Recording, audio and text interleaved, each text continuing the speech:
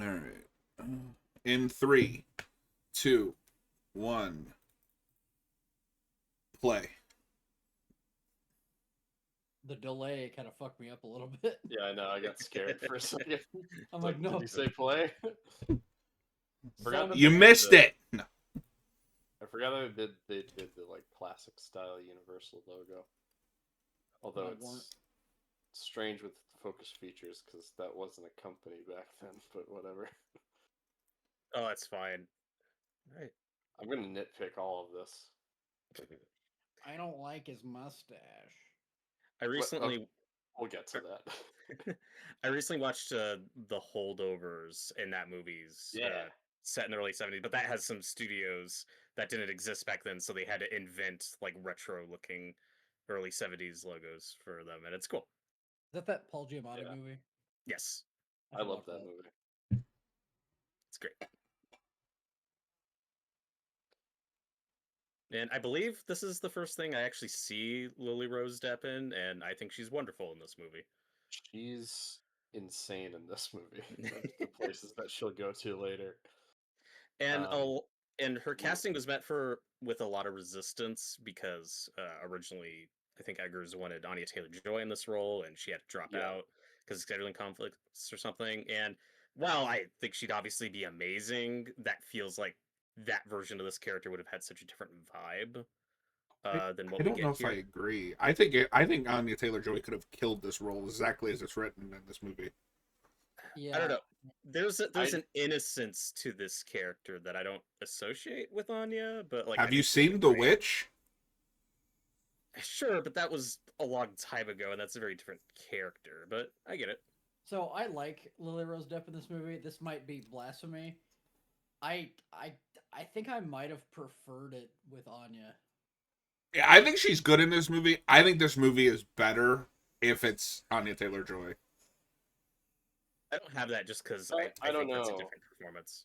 I don't see her doing some of the stuff that Depp does later in this movie. And the first time I saw this, I didn't know how to feel about that stuff. I like the way like what she does with her body and everything. I didn't know how to feel about it the first time I saw it. It made me Tyler uncomfortable. Tyler says, who do you think gives the best performance? Oh, I think it's Nosferatu himself. Skarsgård. Skarsgård I think it might be, disappears into that role. he does. I forget it's him, but Nicholas Hoult is amazing in this. He Willem is, Dafoe but is I've amazing in this. Willem Dafoe is also really good. The problem with Dafoe and Holt is I can still just see them just playing Yeah. that character. I had to be told it So was Skarsgård. I And Slasher Fed says this movie feels very similar to the original. I mean, it's a remake. It's a very loving homage. This would I make a really good double feature with King Kong. Yes. yeah. I was actually thinking about that on my rewatch since we recently covered King Kong, where it's like, oh, this feels very. I think we brought it up there because these are both movies that really informed these directors when they were children, that made them want to make movies. Longtime passion projects, and very similar to King Kong. It's Nosferatu, but just more excessive, just bigger. It's a lot longer. There's just more in it, and I think it's fantastic. And I can I say think without a the shadow movie, of a doubt, I prefer this version. Tyler was talking about best performances. My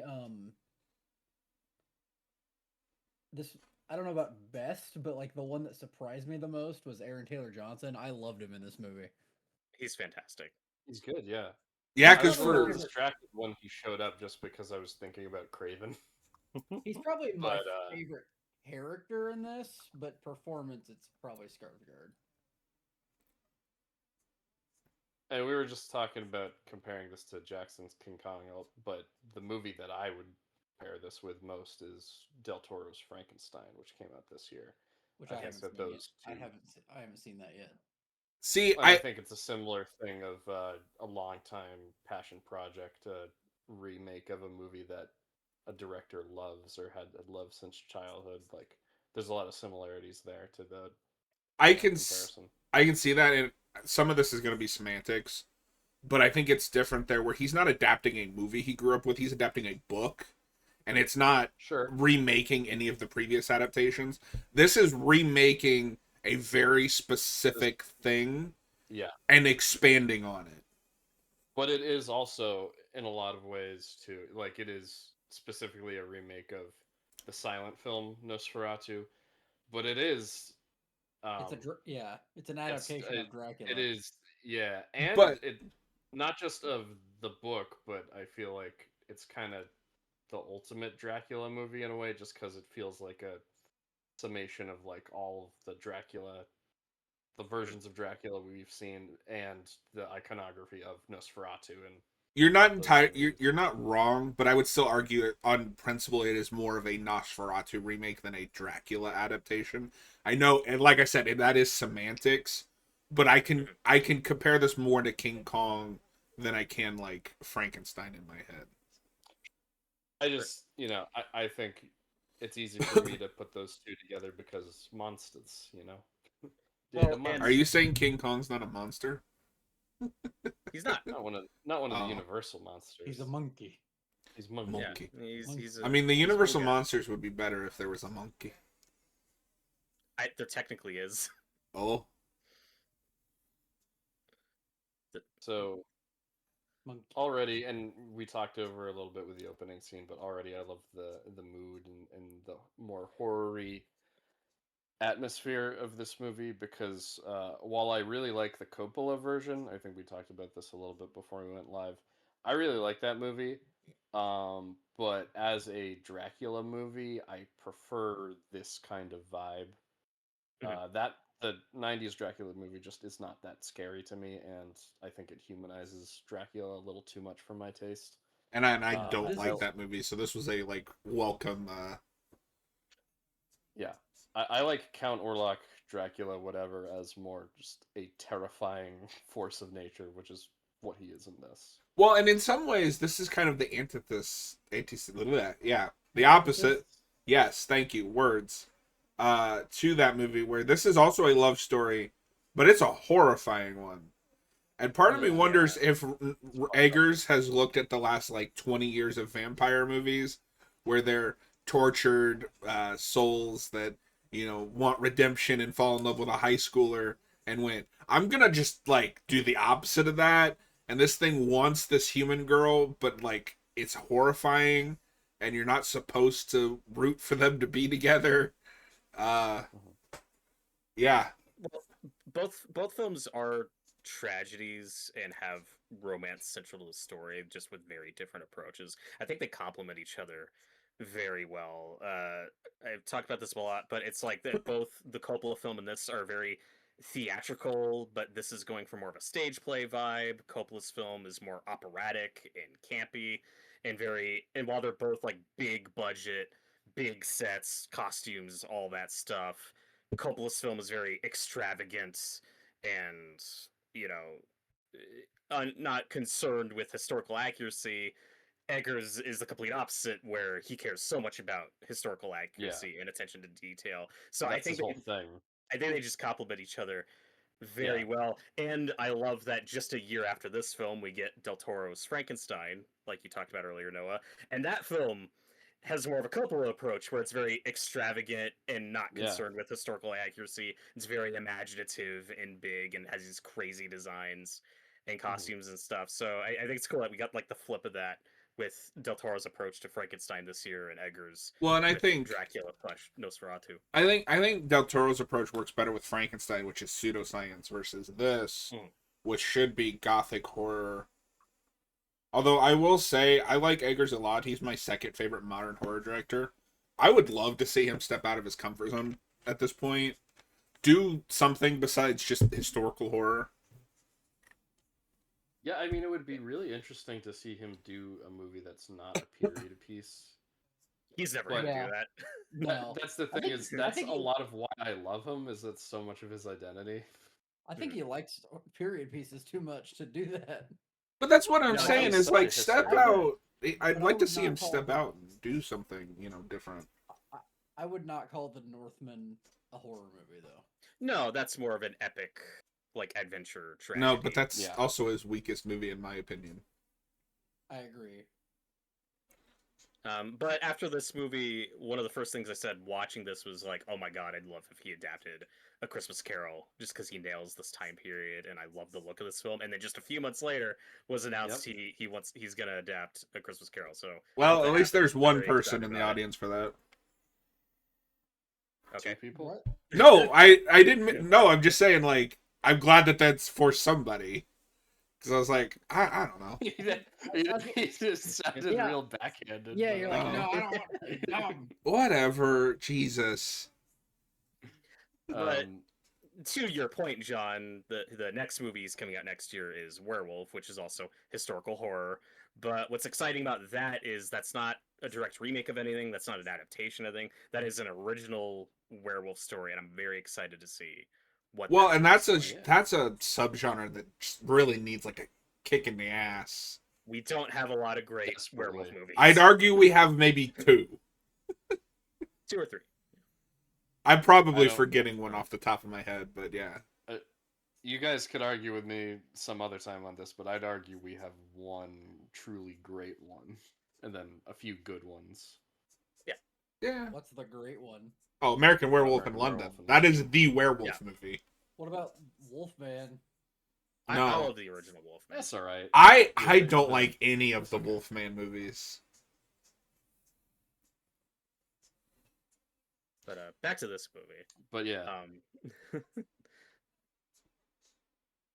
No, I think this central romance is handled well. On my first viewing, I wish we had a bit more just downtime and like more lighthearted scenes before the horror kicks in. But we get everything we need. We set up Aaron Taylor Johnson's character really well, and just this family dynamic. And real quick, because I forgot to read this, but Tyler mentioned that Egger's going to start directing a local play of Nosferatu. I didn't, but Yes. that doesn't surprise me. That's one of the things that like really spurred his passion for directing, and his approach to it was on stage, like he had the props and the backgrounds and even the actors in makeup all made up to look black and white, was what I read. yeah. So I it's remember like hearing. watching this stage play and it looks black and white, so like just immediately kicking in this interesting attention to detail and a very specific vision. And then I think after The Witch comes out, like this was originally supposed to be his follow-up film, and then it fell through for whatever reason. And I'm really happy with the way history played out, because I'm Yeah. sure what we got is probably better than it would have been, even though The Lighthouse is amazing. Well, I think Yes. this was it supposed to really follow was. up The Lighthouse as well at one point, and then Probably. No, busy with the Northman. this kept like resurfacing. Now, selfishly, I wish we'd gotten this just instead of The Northman, because I don't like that movie. But you know, for those that like it, I'm glad you guys got that. Like Yeah. that movie? It's just his Good movie. movie, I think. And this is interesting too, because this is his first adaptation. As far as I'm aware, No, The Northman is of what? Of Amleth, which A is legend. The, Oh, okay. Amleth, which is the inspiration for Hamlet. Oh, okay. I don't know anything about that, so thank you for. It's a Norse myth. Yeah. The main that would villain be of Deadpool and Wolverine. That's true. it would be a fascinating video to just explore the werewolf genre and find out why do people struggle so much to make that specific monster come to life on the screen. Yeah. I think a factor in that is that there's not like a strong foundation in any book. You know, it's just a Yeah. movie we keep riffing on, usually poorly, in my opinion. Which is funny because that movie, like a lot of the modern werewolf lore, as far as I remember, is not really in there, right? It's just the full moon that's in that. Like they don't do they do the Well, silver? I don't know that Silver movie super well. Bullet is in Well, there. Yeah, the original Universal Wolfman movie invents a lot of what we think of as werewolf lore. Yeah. So we're usually just copying that. Okay, so I will say I think there are 3 great werewolf movies. Okay, but one of them is kind of like my kind of great because I will throw The Howling 2 on there any day. But Oh, American, come on. Top 5. yeah, This is serious. American conversation. Werewolf in London is the best one. But I really like Ginger Snaps, and I think I made you watch that. Yeah, that was pretty good. I still need to see that one. And I haven't We're seen the getting to one of sequels, big- so one of the big themes of the movie, which is sexual repression, and I think this is kind of like a movie like Hellraiser in a way, where like sexuality is a Yes. big part of it, but it's not a sexy movie. It's very gross with its sexuality. Like, Well, and that's something that I think uh kind of bumps this up over the originals. The originals just trying to do like Dracula but at home. This has an idea for that and expands on it, stuff that we just couldn't do in what year is that? 22? Yeah, and there are sexual undertones to that movie. Obviously, it's just limited with what they could do for the I time. know, but I'm saying that they're just doing stuff that they couldn't do at the time. Sure, but like there's still an implied sexuality going on. And again, this Well, is yeah, the it's a excessive Dracula version of it. adaptation. I we haven't talked about the cinematography yet. I love how Yeah. like center frame this movie is. Yes. It's so it's like cool. a Wes Anderson movie. Mhm. What really, Dark. Oh, they better? yeah, Only better than most of his new ones, yeah. what really draws me into this movie is just not the framing, but the actual look of it. I think the colorization and the tones that he picks are perfect.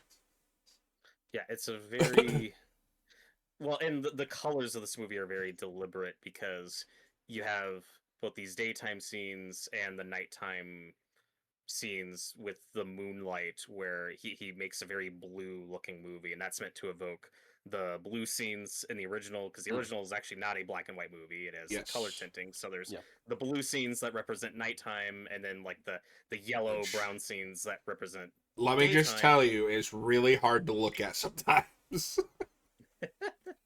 It's cool and stylized. And then here, when a scene isn't blue looking, it's usually something with fire or candlelight, and those are the very warm, golden looking scenes of the movie that we'll point out, and it's really cool. This How is maybe this is maybe one of the best looking movies I've ever seen. it's incredible. No, it is very good looking. And it does kind of beat that modern movie trope of I can't see what the fuck is happening at night. Yeah, like there are definitely some dimly lit scenes, but it's at least deliberate, and I can at least see Because something. when we watched, I watched Sinners when I got the 4K thing. Oh, maybe on the 4K, like I'll be able to see a little bit more at night. Nope, there are still scenes where I can't see anything that's happening. Of all movies, I would love to see this get the black and white treatment as like an alternate cut. Yeah, I want to see what that looks like. That'd be cool. I was a little surprised this wasn't in black and white just because the lighthouse was, and I figured that might have been his approach. I don't know. I mean, that would have been cool, but this movie does color well enough that I. Well, but that's why I say just an alternate cut, not the actual movie. Like Logan. Yeah. This is more deserving than Zack Snyder's Justice League for something like that. No, no. Don't say that. Why say that? I mean, it's true. Justice is gray. No, the Justice is Gray thing is the dumbest thing. Yeah, give us Nosferatu. Vampires are gray. Well, I don't know. It's true. Nosfer Grays. Nosfer Gray too. Gray for Tyler says he thinks the problem is the werewolf's a one-trick pony. It's only the duality of man, but no one has expanded on the original idea. But I don't agree, because that's not like there's so much more subtext in American Werewolf in London than just the duality of man. That's I really like this one take. Yes. Yeah. What'd you say, Hayden? That woman dancing is how Noah dances. Oh, That's true. Day. I'm Noah not wakes gonna. up- I'm not gonna break it. no, down you're right you're now, gonna but- do it. You're gonna do it on stream No, right now. There'll be a dancing stream later. Oh, okay. You and Hayden Noah can d- dance. Noah wakes up and does that every day. That's how I. Actually, that song is my alarm. That's how I get up every morning.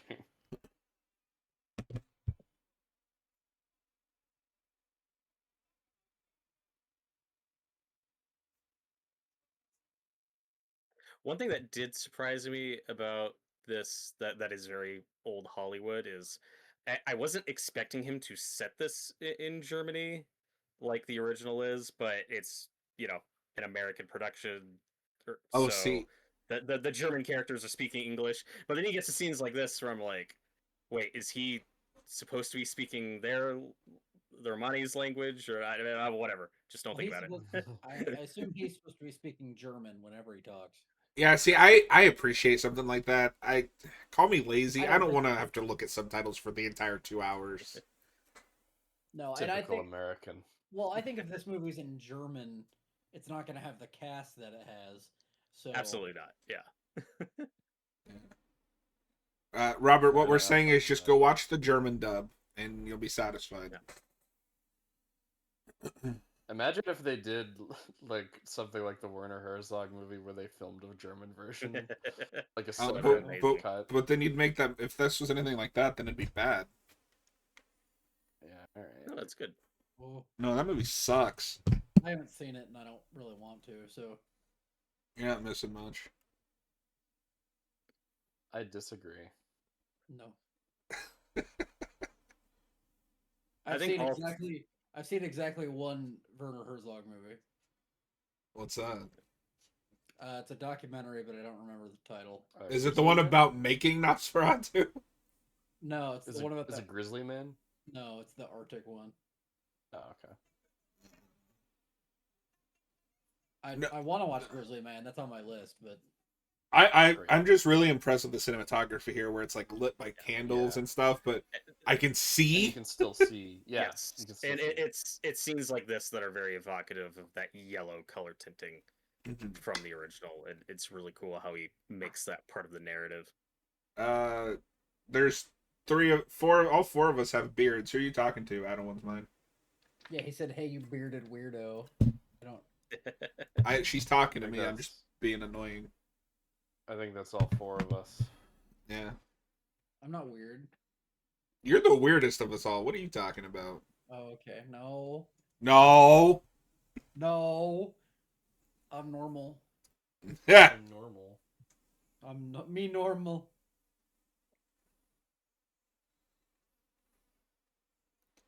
I have watched the extended cut of this once, but I can't remember what's the difference. Does anybody know? It's only like- only a few minutes longer. I was kind of disappointed at that. I was expecting kind of a longer cut if you were gonna do that. Mm. Yeah, really? What? You ain't making no damn sense. This scene's an interesting addition and twist on the source material with how we handle the Romani people here, because here they're hunting a vampire and are going to kill him, whereas in the book, they're at least some of them are working for Dracula. I think they're like his servants at the end, trying to help him get back. And yeah, here it's like they kill this vampire and they're like, that's enough. We could go. We're not gonna fuck with the one in the castle. That's their problem. Well, that guy's too powerful. He's too scary.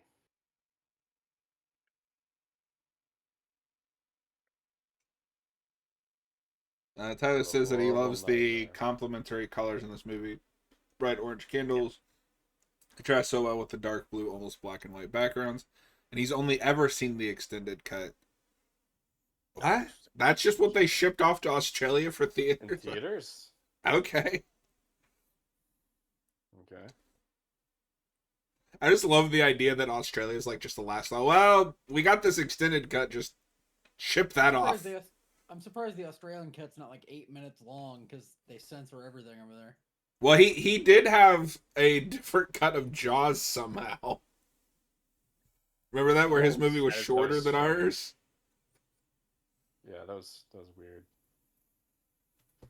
Nicholas Holt's really good in this movie, guys. Yeah, He He's been is. having a pretty good few years between, being Lex and this and a few other things. The Menu. So I tend to like him in pretty much everything I've seen him in. I don't think I've seen a bad performance from him.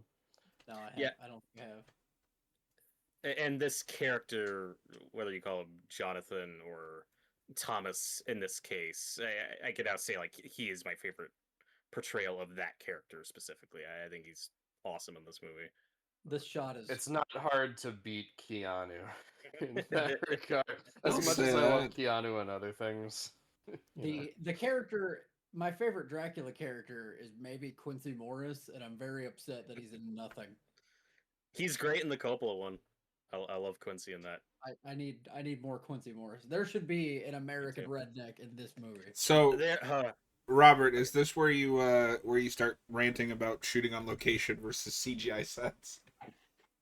well, I believe this shot's mostly CGI, but it looks Oh. great. CGI can be used well. This is one of the great films that knows how to blend the practical sets and real locations with the CGI backgrounds. It all looks very consistent and dreamlike, and I love it. Yeah. Yes. So, not specifically this, but I wonder if we're gonna get into a bit of the I have to bring this up because I love this movie, John, so I'm sorry. But the Batman Returns influence, because No. he did cite that as an influence on some of the look of this movie, and I can kind of see it a bit here, just with Oh, the I can snow definitely coming see down. it. And I think he said specifically, and I think it was subconscious, it wasn't even on purpose, but like the way Wayne Manor looks in that movie is very similar to some of the buildings later in this, so that's pretty cool. No, there's nothing wrong with how that movie looks. Like people, I don't mind people taking a look at that movie. It's everything else about that movie that's Yeah. awful. But My biggest the point disappointment is that movie's influenced a lot of people, including Yeah, the well, writers here. even our favorite creators can have bad taste.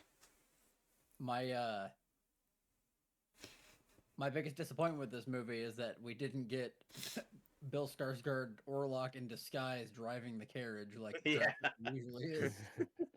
Which is in the original Nosferatu, and it's adorable. He has like, But back to Nicholas Hoult for a minute. Tyler mentions he was in 2 vampire movies in like 24 months, which is an odd Yes. 2 years. Just say 2 years. Yes, and I personally enjoyed Renfield. I don't know if you guys saw that movie, but I thought it was fun. It was all right. I did. It was it was whatever. Like Oh, see, I Yeah, it was liked okay. it. I mean, it I didn't like hated- blow my mind or anything, but I had a good time watching it. I don't like Aquafina in kind of anything, so I was like put Oh. off that she was such a big part of it. Yeah, and she's okay in that movie, but that movie's largely forgettable for me. But Except it's for got a Cage great, as Dracula, because that's it's got a incredible. great Cage performance. Great Yeah. cast.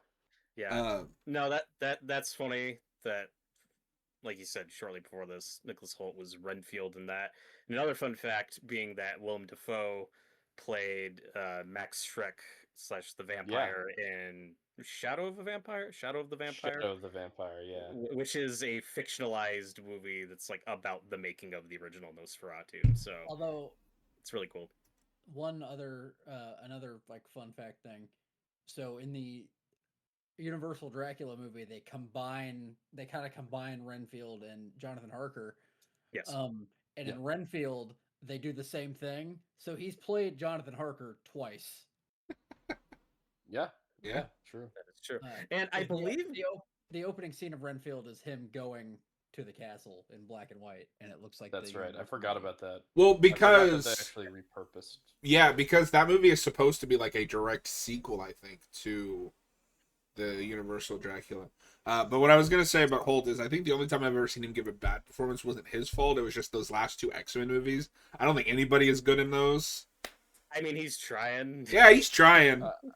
I can't speak about Dark Phoenix. I haven't seen it, but Jennifer it's- Lawrence is real bad in that. It's the most nothing movie of all time. but here we have, the titular Nosferatu. And he has He's so amazing. much presence in this movie.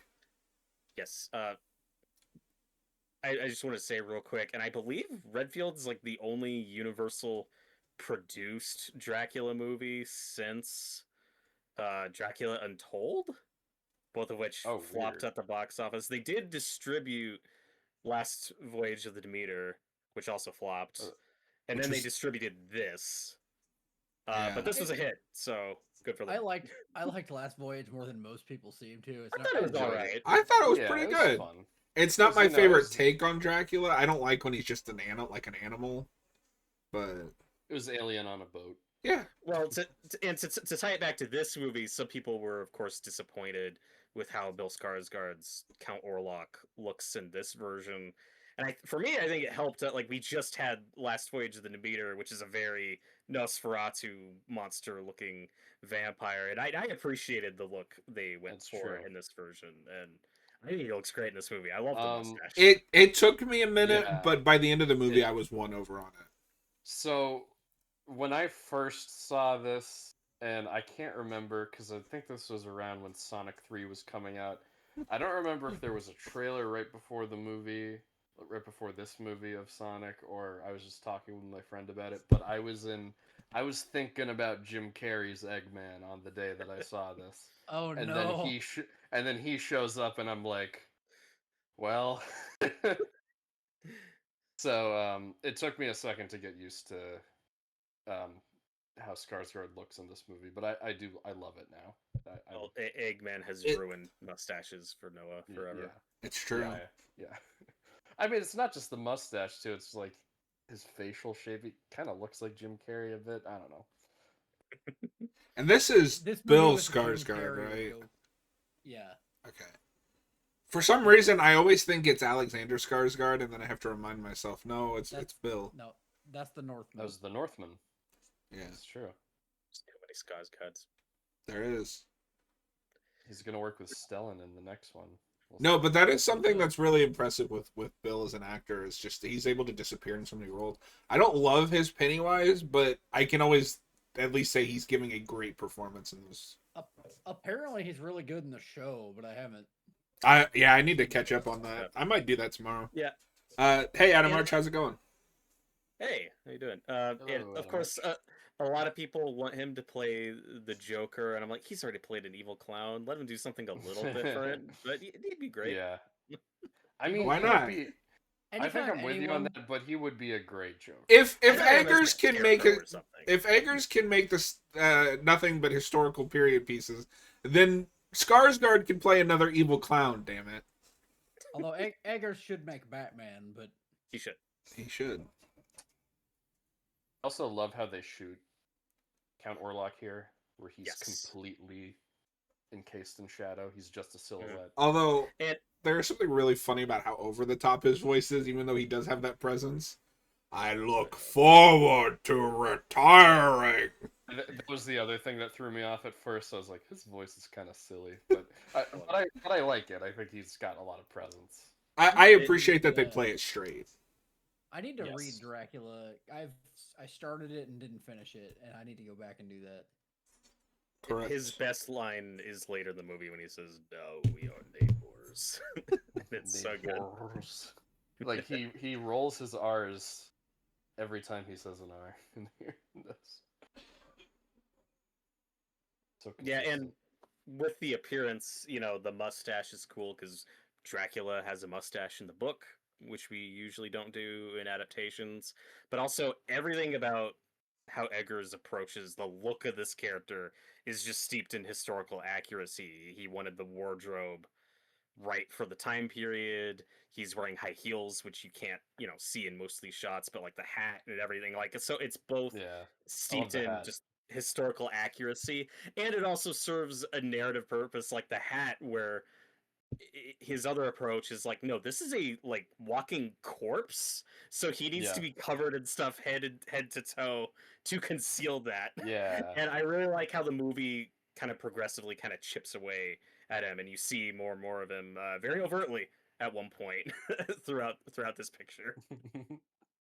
And I didn't notice it the first time, or I just didn't forgot. But just those close up shots of his eyes are so creepy. I love them. It's at the very end of the Yeah. movie where I'm like, I can see Bill Skarsgård the most, and it's mostly the eyes. Those horrible yellow eyes. I just had this thought. I don't know how intentional it is, but that strikes me as a throwback to the Bela Lugosi movie, where you get the close-ups of not just of his eyes, but the eyes are like highlighted in those scenes. So I need him to do the what was it that we were joking about in the Bela Lugosi movie? He does like the same pose or something every shot. Forget now. Yes. We talked about it in our commentary for it, but I don't remember what that was now.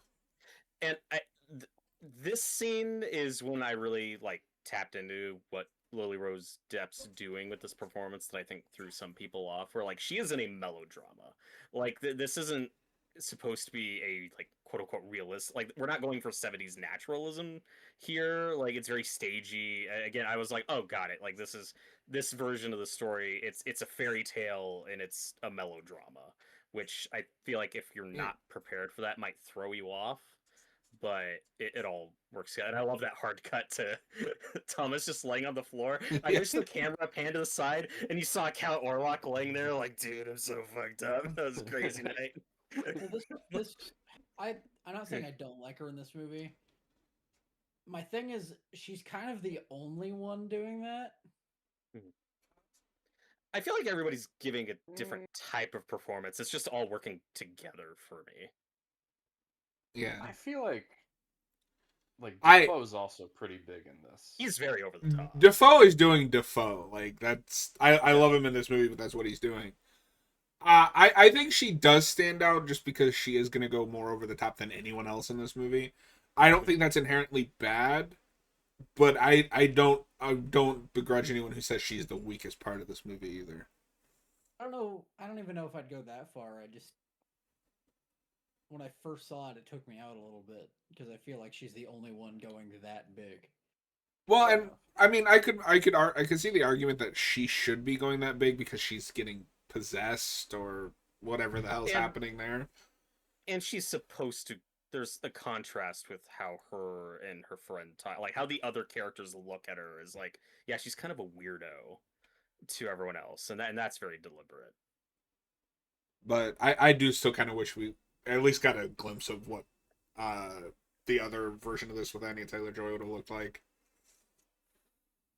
Yeah, and one change I thought was interesting is how we often adapt Mina and Lucy from the book. Is we typically make Lucy kind of the more expressive, outgoing one, the one who's more free with her sexuality and stuff, and we kind of flip those dynamics with the characters in this, with Ellen being the more free spirited weird one, and then her friend actually being married and already having kids and being the more conservative one. Like that change I thought was interesting. Also, because we talked about this earlier, it took me like half the movie to realize Aaron Taylor Johnson was in this. Yeah, he's great because he's a similar to a couple of characters from the book, but here like he's already her husband, he's the father, like that's different.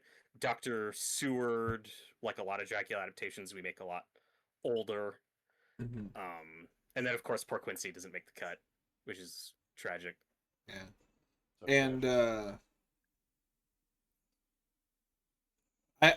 I do kind of like, I know we got him in that documentary, but when Willem Dafoe was first cast, I was like, please let him be Orlok. That would be amazing.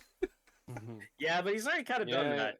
I was gonna say he technically already did it. Yeah, but that's like a weird mockumentary thing. It's like a horror comedy. You think he'll be Scrooge if Eggers does Christmas Carol? If Eggers isn't a fraud, he will. That was confirmed. Defoe's going to be Scrooge. Yeah. Okay, I don't know. That's like all we know about it. I'm so glad Defoe is just a regular now with Eggers. Mm-hmm. I need Defoe to work with Flanagan one time. I need to hear him deliver a Flanagan monologue. Yes. I will die happy. Yeah. When I see that. This guy talks weird. Defoe can be Carrie. Oh. I'd watch that. Yeah. And I think it's interesting, like, what bits are consistent with Count Orlok through all three versions. It's like, it's the pale skin, but it's the long fingers and the long fingernails. Like, that's the main thing that carries over to each version. And long fingernails really gross me out. It's Oh. disgusting. It when I see a person with long fingernails, that like it bothers me. Take care of your fingernails already. Okay, wait. So I'm just out of curiosity. Then does like the fake nails that people wear also bother you, or is it just like natural Yes. long? Okay. But the Oh, I thought you natural were ones just are talking about natural long hair, long natural fingernails. long nails are worse though. Like Yeah. Well, Hayden's Yeah. just like they're gonna come at me with those damn things. they just gross me out. Long fingernails and escalators are my two fears. Oh my god, it's How an do we- escalator with long nails. How do we use that? Escalators frighten me. It's time my enemies share my dread. Long nails frighten me. It's time my enemy share my dread. Wait, does that mean that you hate Lady Deathstrike? Yeah. Oh God. No, I don't. Her powers kind of make me uncomfortable.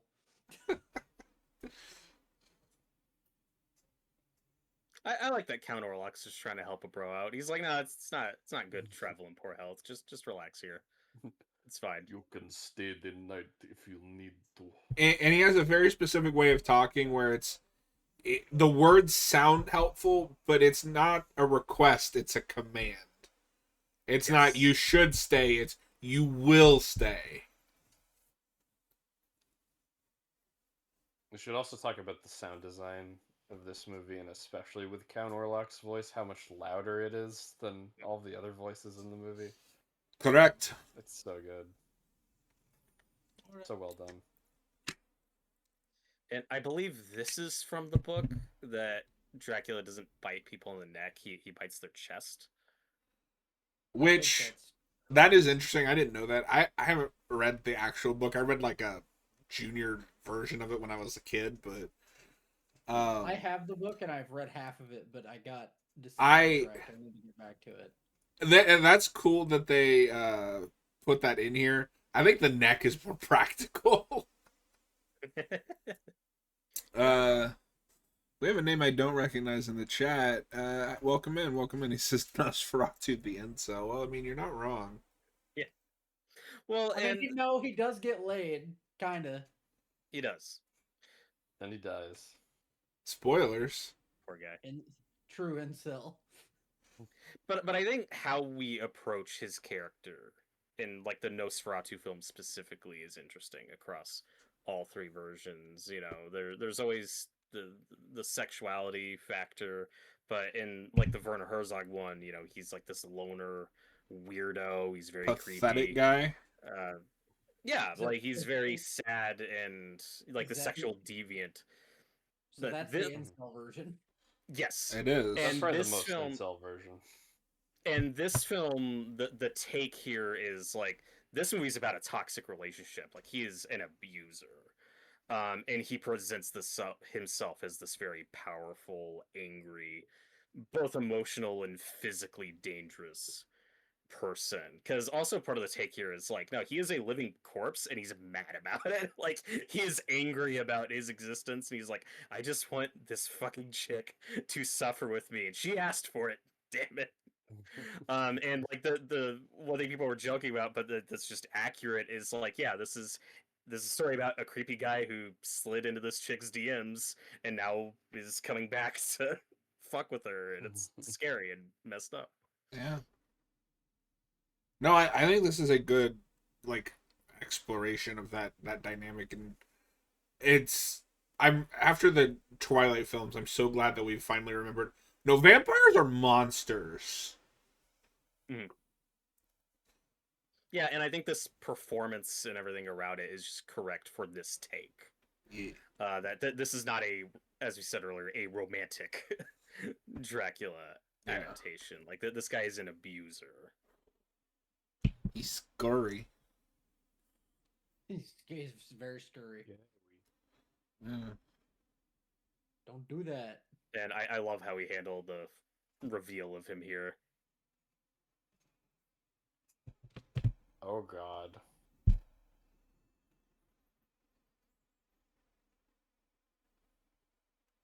That's a dead man. A dead Eggman. Degman? Degman. Degman. Yeah, I love this choice that he's like, I think this guy's evil. I gotta try to kill him. I think I'm gonna fucking kill him right now. I shot. I'm gonna kill that guy. I think this is what I should do. I'm And gonna pickaxe this corpse. Uh-oh. Oh my god. And then everybody laughs in the theater because we saw his wee wee. No one left in my theater. I'm pretty sure, from what I remember. But Good. that's unfortunate if that happened elsewhere. I will say a relief of mine, because one thing I like about this film is how adult and just matter of fact it approaches that stuff. This isn't scared of its subject matter. It's not, well, literally in that case, not trying to hide anything. But my only worry with this was like, okay, I hope there's no like out of place fart jokes, because that's a thing Eggers likes to do, and thankfully it didn't happen. It's just in the lighthouse. That's though. just in the lighthouse. It's also in the Northman, and that's where I Is was it? like, oh, is this gonna be a regular thing? And then it's Oh. not, and I was relieved. Okay, But it I've works only in the seen the lighthouse. Northman once, and I don't remember. Yeah, I don't remember. It happens once or twice. No, it works for the tone of the lighthouse, just because that's a dark Comedy? No, yeah, no, that is a comedy. I'd This say is it's a not. dark comedy. The lighthouse. He funded me lobster. Yeah. Yeah. This might be my It's favorite sweet. shot of the movie, just the shadow coming up on him. Yes. I love all the shadow stuff. And Piece of shadow. there is a deleted scene earlier that's not in either cut that's very brief, where in both cuts you have that scene where they're by the candlelight and he signs the thing and he says, "Count, you still have my locket," and then we like hard cut to Thomas waking up, like to make you think, oh, was that a dream? Like, did that even really happen? Originally, between those two cuts, there was an extra bit with Ellen at the window and the shadow hand like coming up over her face. That's in the trailers, but it's not in either cut of the movie. And I wondered if that was cut entirely just because there's a lot of shots of hand shadow stuff in this. Maybe there's one too many. Let me take one of those too out. many hand Yeah. shadows. No, I remember that in the trailer. Mhm. And this is what I thought as the Breaking Bad shot when Jesse's on heroin. When Jesse's, Oh, yeah. Uh, Good call. Also, we had one of the jump scares there, and there was a lot of discourse around that. There's a lot of jump scares in this movie. I think most of them are fine. I think jump scares just have gotten a bad rep because of the Conjuring movies that use them for cheap. No, I'm not anti-jump scare. Flanagan uses them, and I think very effectively in his Yes. stuff.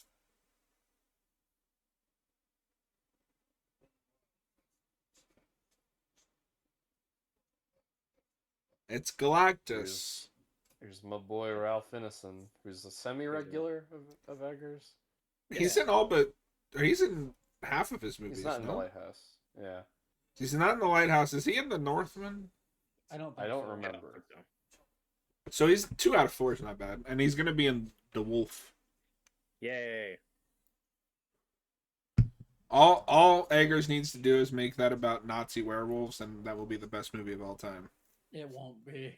I know. John, are you still burned by that movie we watched? Yes, damn it! Shredder Shuffle. That is a beautiful premise, and they wasted it. What movie is that? We there's this movie that we watched that we thought was gonna be a werewolf movie, but it was a World War II drama. What is it? I think it might be called Wolf or something, but it was on Oh. Shudder. I know there's the She-Wolf of the SS. Isn't that just a fake trailer? No, No, that's a real movie. That's Oh. Werewolf Women of the SS. Okay. Oh, my mistake. No, because She-Wolf of the SS, a new 4K came out, and Austin DM'd me and was like, "Buy this." I'm like, "No." You should. Wait, come back. Yeah, I was surprised in this version how quickly we get Thomas out of the castle, but for how much we're gonna expand on later, it's fine. And I do like that shot a lot. Of there's just the urgency of it. Of oh shit, these dogs are trying to kill me. I gotta jump out this window.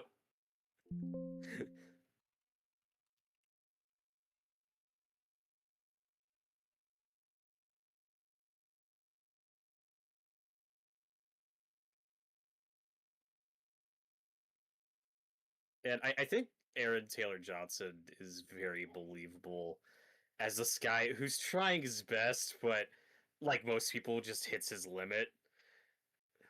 He has a line later where he's like, "I haven't slept in days, and you really feel it." Like Yeah, I I don't believe want this it. to be my problem anymore. I believe it. And he's most like Arthur Homewood from the book, who's engaged to Lucy, but here they're actually married and have kids already, which already immediately makes him kind of a different character. And then Hayden, there's a seven. I still need to watch this. There's a '70s BBC Dracula miniseries that's supposed to be one of the more faithful ones to the book, but that combines Arthur Homewood and Quincy into one character, and they name Oh. him Quincy Morris. And for some fucking reason, they cast a British guy, but make the character still a Texan. And I've heard he has this horrendous Texas accent. That's awesome. It's like, why don't you just make him British if he's Well, a composite character? They probably couldn't afford an American. at the He's BBC. freaking out. Real quick, Noah, that movie was Burial, and what it was is the pitch was the group of soldiers have to get a package to someplace in World War II, and they encounter werewolf units. The werewolf. And you and I were like, "Oh, that's awesome! Like they're gonna fight werewolves." No, it's just a code name for troop of soldiers, and it's just In a our I believe defense- that's a real thing. And that is yeah. a real But I thing. don't care. I wanted werewolves. In our defense, that movie was on Shudder. I Yeah. was kind of expecting some horror stuff. That's like the worst thing we've ever done. It betrayed me. Everybody It was just- betrayed me. I It was fed up really with this funny, world. like going on to that review before we went live. Like, so Well, and what do we I don't say? know if you remember this, but what was funny too is neither of us could remember how that got there, because neither of us picked Yeah. it. It just was there. I certainly didn't pick it. So John picked it. I didn't pick it. Tyler, do you feel we are in a current vampire resurgence, or we just had steady adaptations throughout the last few decades, but the new ones are getting more advertising? I I would. don't think it's just Dracula adaptations. I just think we've gotten some really good vampire movies the last few years. Well, okay, so I'm thinking I'm gonna cut it off at like say 5 years. We got this. What of not Renfield, which however you feel about that. Is there anything else?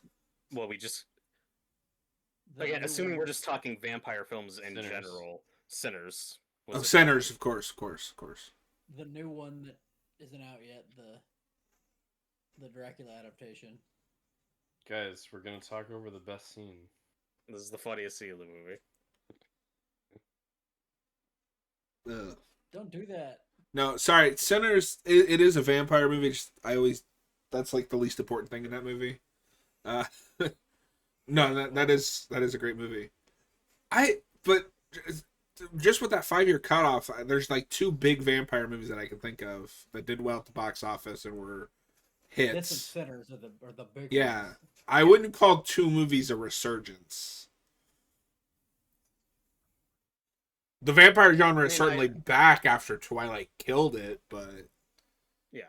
it's not a resurgence in the way that like everybody's Sorry. trying to push through vampire movies. It's just we had a couple of guys that wanted to make a vampire movie. I love the way he says that. Yeah, Why would you do My that? good fellow. Why Good would you fellow. do that? Okay, but This sorry. Go ahead. So Tyler says, okay. Jesus Christ. No, I wasn't trying to interrupt. All right, No, who's it's gonna fine. talk? no, yeah. Tyler just said Voyage of the Demeter, which I thought was pretty good. And was a Yeah, bomb. Like, Yeah, And I'm not thinking about like box office. I just think we've had some good vampire movies. I liked Abigail, even though that has third act issues. Tyler also mentioned the Dracula Netflix series, which I haven't watched, but I've heard really bad things about. But I haven't seen it. I feel like Yeah. it's safe to say at this point the vampire as a monster is cool again. Yeah, Yes. I love vampire. We've had a Vampires steady. Yeah, sorry. We've had a steady flow of them, whether they're good or bad, in the last few Yeah. years. In a way, we weren't during the Twilight years, where like the Fright Night remake was the exception, and that was like 2011. You know, Hey, I will not hear this disrespect of Abraham Lincoln Vampire Hunter, okay? which was like the same year, I think. It was 2012, yeah. Yeah, that movie's peak. Yeah, that And movie's we were excellent. talking about werewolves earlier. I think werewolves are currently in that slump that vampires were. Werewolves have been in and- that slump since the 80s. Yeah. I guess so, yeah. So we're still waiting on them to come back, which is, I like werewolves too. I personally like werewolves more than vampires. I would love another great werewolf movie. Vampires are my favorite of all the like classic monster types, so Well, and it's cool that in Eggers' approach, like he's looking at folklore just as much as he's looking at the book and the movie. You know, he wants everything in this like as authentic to the old stuff as possible, which is cool. And back to our earlier conversation, like you were saying, John, about this primarily being an adaptation of the 1922 Nosferatu movie, which is true.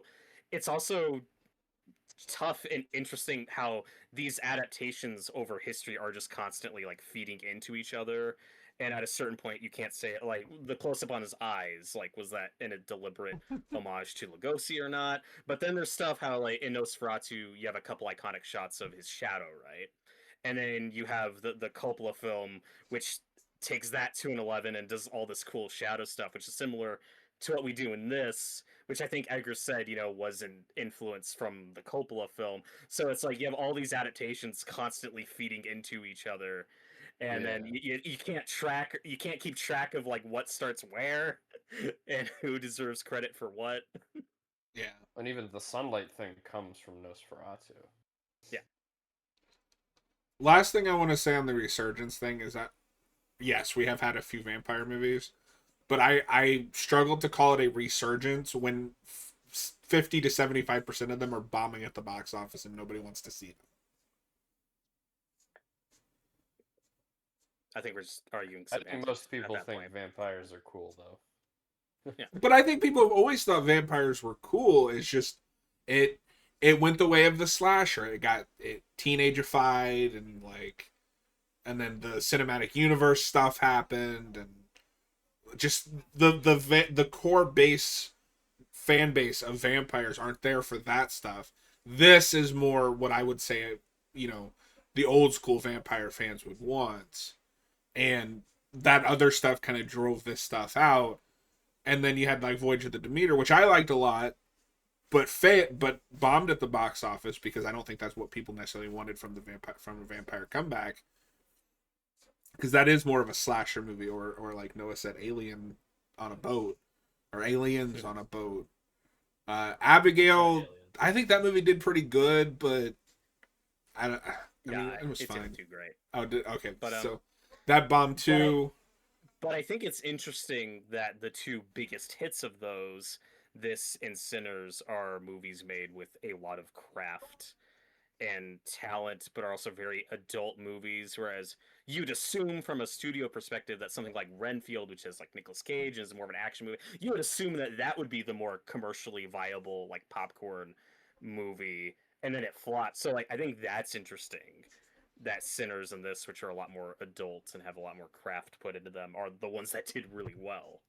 I feel like people want better movies now than they used to. Like, yes. Yep. Well, but don't want crap. Like that's part of what I was saying, Robert, is a lot of the vampire stuff, it got watered down and trying to appeal to broader audiences. When you buckle down and just make a smaller movie aimed at our age, because our age, I think at this point is should be the target audience, you're going to get successes like Nosferatu and Sinners.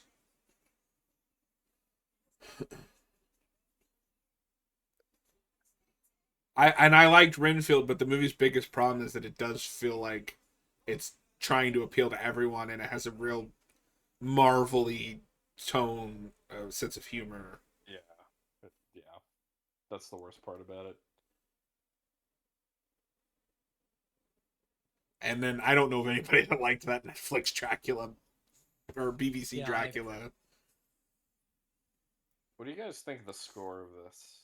Because Oh, I but- just myself, I haven't paid a whole lot of attention to it, but It's when I not do something notice I it, it's effective. notice, but I think it kind of blends into the movie and just as a complete package. Yeah, it completes the It- mood. It's more about the ambiance. Yeah. But and then at the very end, during the climax, is when it really kicks in, and that stuff I think is fantastic. Oh, that's a beautiful Everything shot. about the ending of this movie, I think, is wonderful. Yeah. I haven't And- rewatched this movie enough for it to like fully stick in my head, but I can see myself, like I can see the score eventually like sticking in my head more the more I revisit this movie. Also, funnily enough, last thing on Renfield, that movie had almost $20 more million to its budget than this, and that's insane. It What, is. Renfield? Yeah, that had like a $68 million budget. That money is not on screen. No, This was only like 48 million. this was like And it looks 50 amazing. million. Yeah. But speaking of Redfield, we haven't really talked about the Renfield character in this Yeah. movie, named Nock here, who I was gonna might bring be him my up. favorite version of that character. He's amazing in this. I was gonna bring him up earlier when he was going crazy, but yeah, I think the I like actor the that 30s plays him. I think So I still good. like the 30s one more because he's the king of He's freaking great. out. Dwight Frye. He's freaking out. I do love the meme of this whole movie happens just so Defoe can steal a Yeah. cat. Yes, I love that choice. And Defoe as the Van Helsing type character. Also might be my favorite now because he's Yes, so yes. good in this movie. I love him in this Well, movie. he's no Hugh Jackman, but you know. Yeah, but no. Actually, my favorite Van Helsing is the Herzog Van Helsing. Yeah, he's hilarious. Oof. No, and I feel like people were kind of questioning that choice, Defoe in this role, but I think it works. I could Yeah, I think he's perfect. I could be misremembering. He's definitely up there with Peter Cushing for me because those are probably my favorites. Correct. And with Renfield or Nock in this case, one thing the original Nosferatu does as an adaptation that I think is just a correct choice is making the Renfield character Jonathan Harker or Thomas's boss and the one who like facilitates this whole thing. Like he's secretly in Yeah. cahoots with the vampire and basically tricks him into going on this journey instead of being this completely unrelated character who's just in this asylum. Like he gets more stuff to do in this version of the narrative, and in this film in particular, I think you get a really satisfying ending for him. It just all really works together.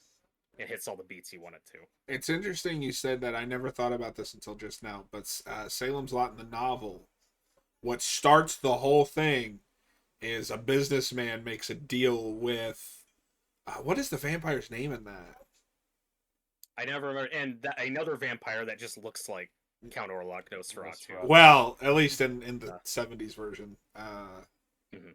Which is getting a 4K, I guess, which is amazing. Woo! Now Robert just needs to buy the 2024 one for his collection and it'll be complete. Nope. Nope. But that businessman makes the deal, and that's what brings the vampire into town and causes the whole events of the book. No, you should watch that original miniseries. It's quite good. Yeah, I've wanted to for a bit now. And I don't know if you Sucked know, over but that's Toby Hooper. Yeah, yeah. I know Barlow a lot. is the name of the vampire. Yes.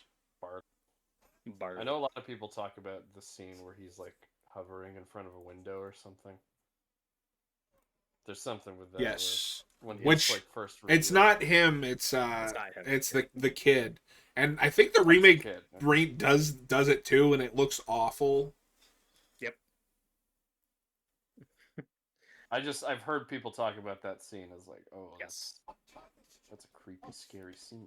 It is. Untie this child at once.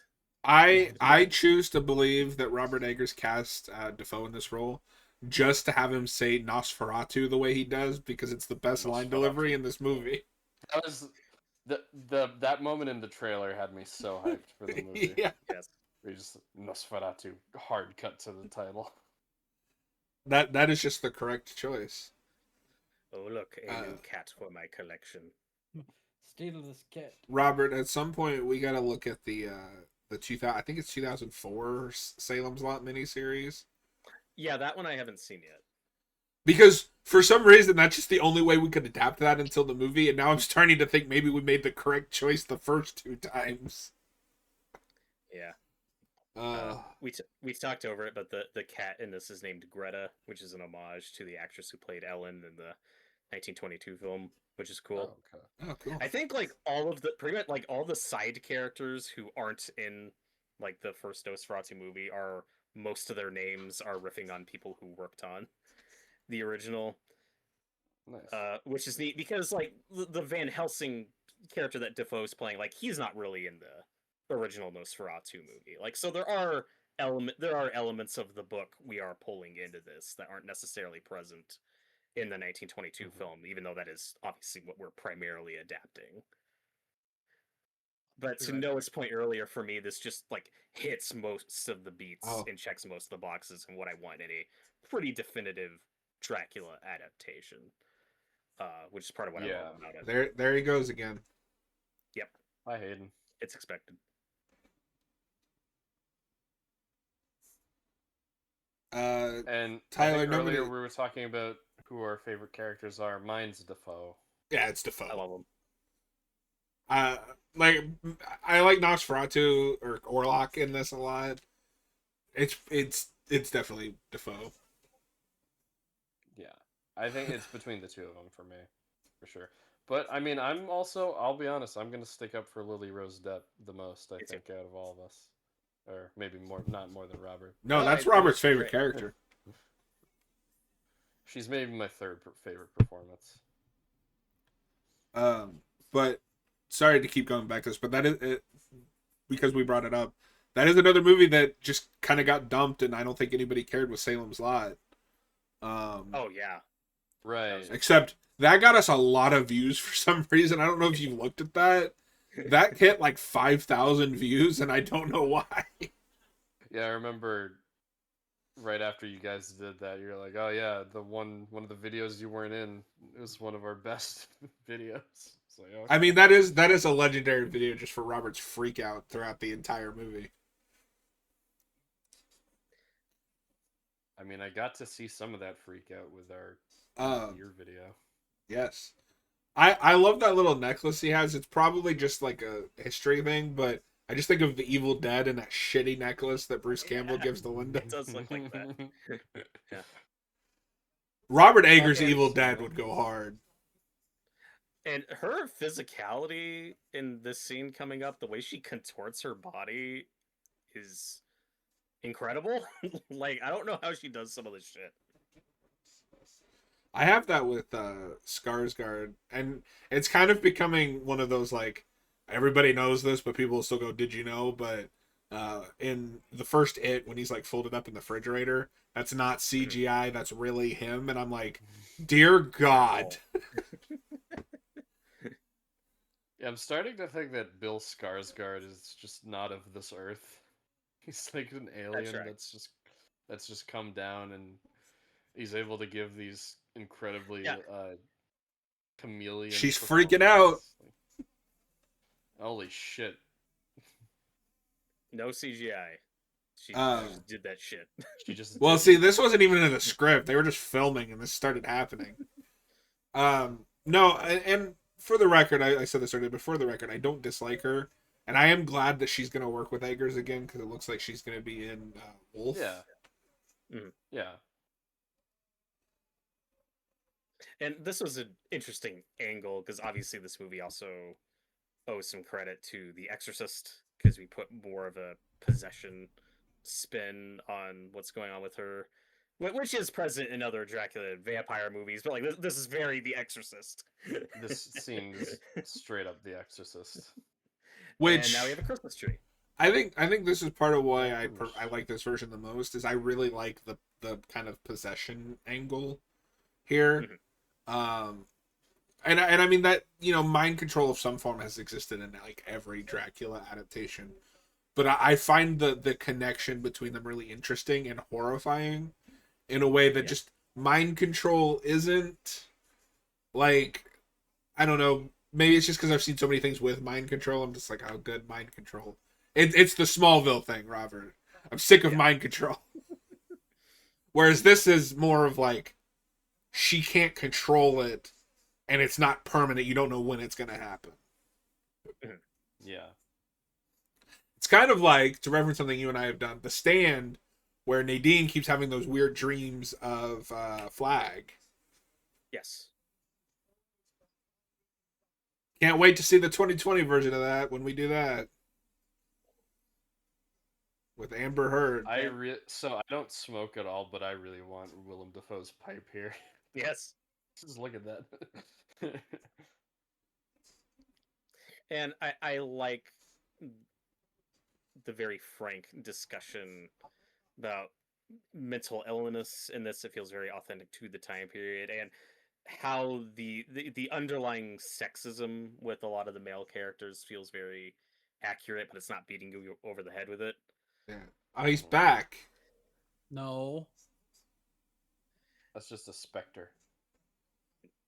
Like we talked over it, but when Ralph Ineson's like first looking at her and checking up, and he's like, tighten her corset. That'll probably work. Like, That'll work. Every time, by their every knowledge. time that scene comes up, all I can see is the first Pirates where Keira Knightley Yeah. passes Yes. out because the damn thing's too tight.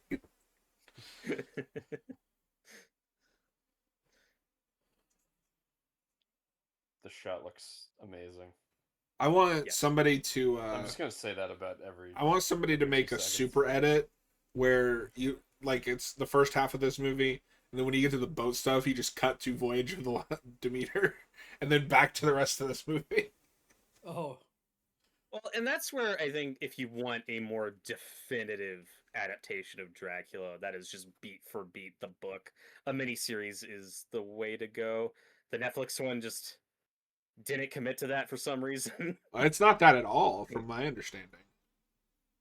Yeah, well, yeah, that's another conversation. I haven't seen it, but it's like you would you would have an episode that is just this the Demeter story, because that movie, while I think it's pretty good, it is a little stretched out, you know. But in movies like this, it's something we usually get through very quickly. So in a mini series, just having like 1 hour, that's just the Demeter stuff. I think is like the sweet Wasn't spot. that That's like the best case scenario. wasn't that directed by someone like a name? Well, I'd hope it was directed by someone. Most Yeah, movies yeah. are. What Demeter? Yeah. Yeah, no, I'm I don't- looking I it don't- up.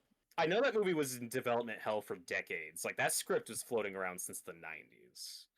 It's something somebody was really trying hard to get made, but I don't remember who actually directed it. 'Cause I know Oh, it's yes. So I don't know if this will mean anything to you guys, but the guy that directed that directed The Autopsy of Jane Doe, which is a Oh. horrifying film.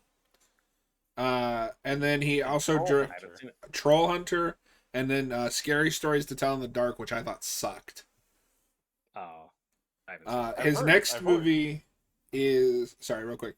His next movie is fuck, Bendy and the Ink Machine, which is based on a game that I own, which I've heard is a horror game.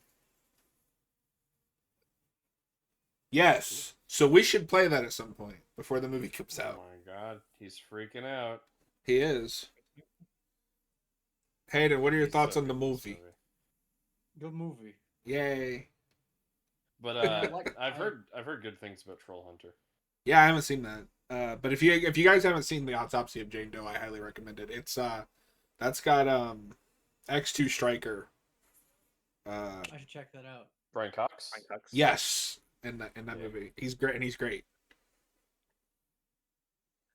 This is a great fake out here when we see Ellen, like he's coming, and you're like, oh no, Orlok's gonna show up, but no, she's actually talking about Thomas. Thomas. We're back. Thomas. That's how I get off horses.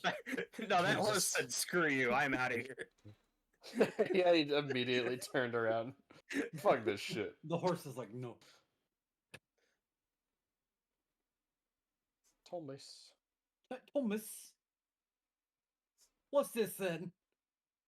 So, what do you guys think would be a compelling argument for this not being a Christmas movie? Because I'm just trying to understand the other So, side. the only Yeah, exactly. the only argument, and I don't agree with this, is that Christmas isn't relevant to the plot or themes of the movie. But for me, if it takes place at Christmas, that's good enough. It makes it a Christmas movie. Yeah. Ultimately, that's my thing too, even though. But it's the Die Hard thing, It's right? something. Like, Right. which is I say Die for Hard the is record, is the best Christmas movie. I don't care what anyone says. one of the best. No, it's the I'd say best. Die Hard is still about Christmas. Yeah, like it's set during a Christmas party. Yeah, Also but thematically, like it's that's about the Christmas. biggest. That's the big one that everybody fights about. It is, and it's one of the dumbest arguments ever. The Gremlins one drives me nuts when people are like, okay, well, I know Gizmo's a Christmas present, but you could like change it to a birthday present, then it's not a. That's like, I hate that so much because it's like the second you have to start changing the movie to make your argument, then it's a pointless argument. Like, hey There's- guys. Did you know that the Batman, if it didn't have Batman in it, it wouldn't be a Batman? Doesn't that blow your mind? There's Like, it's so stupid. there's an old video that Cap and Eric did where Eric talks about somebody tweeted him like right after Iron Man 3 came out and asked if Iron Man 3 wasn't an Iron Man movie and wasn't a Shane Black movie, would you still like it? He's like, what?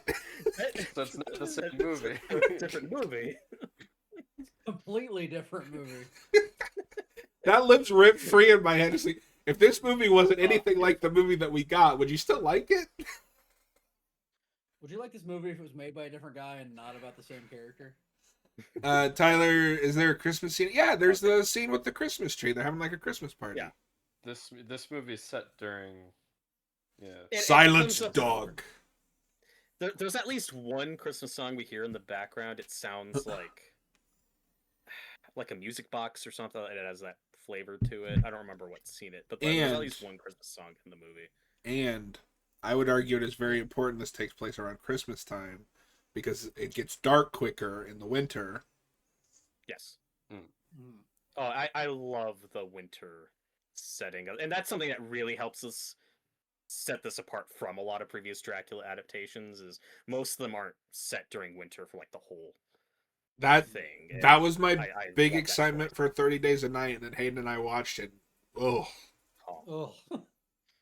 No, that is such a cool premise of just it's during that time in Alaska where the sun doesn't come up for a month and vampires invade.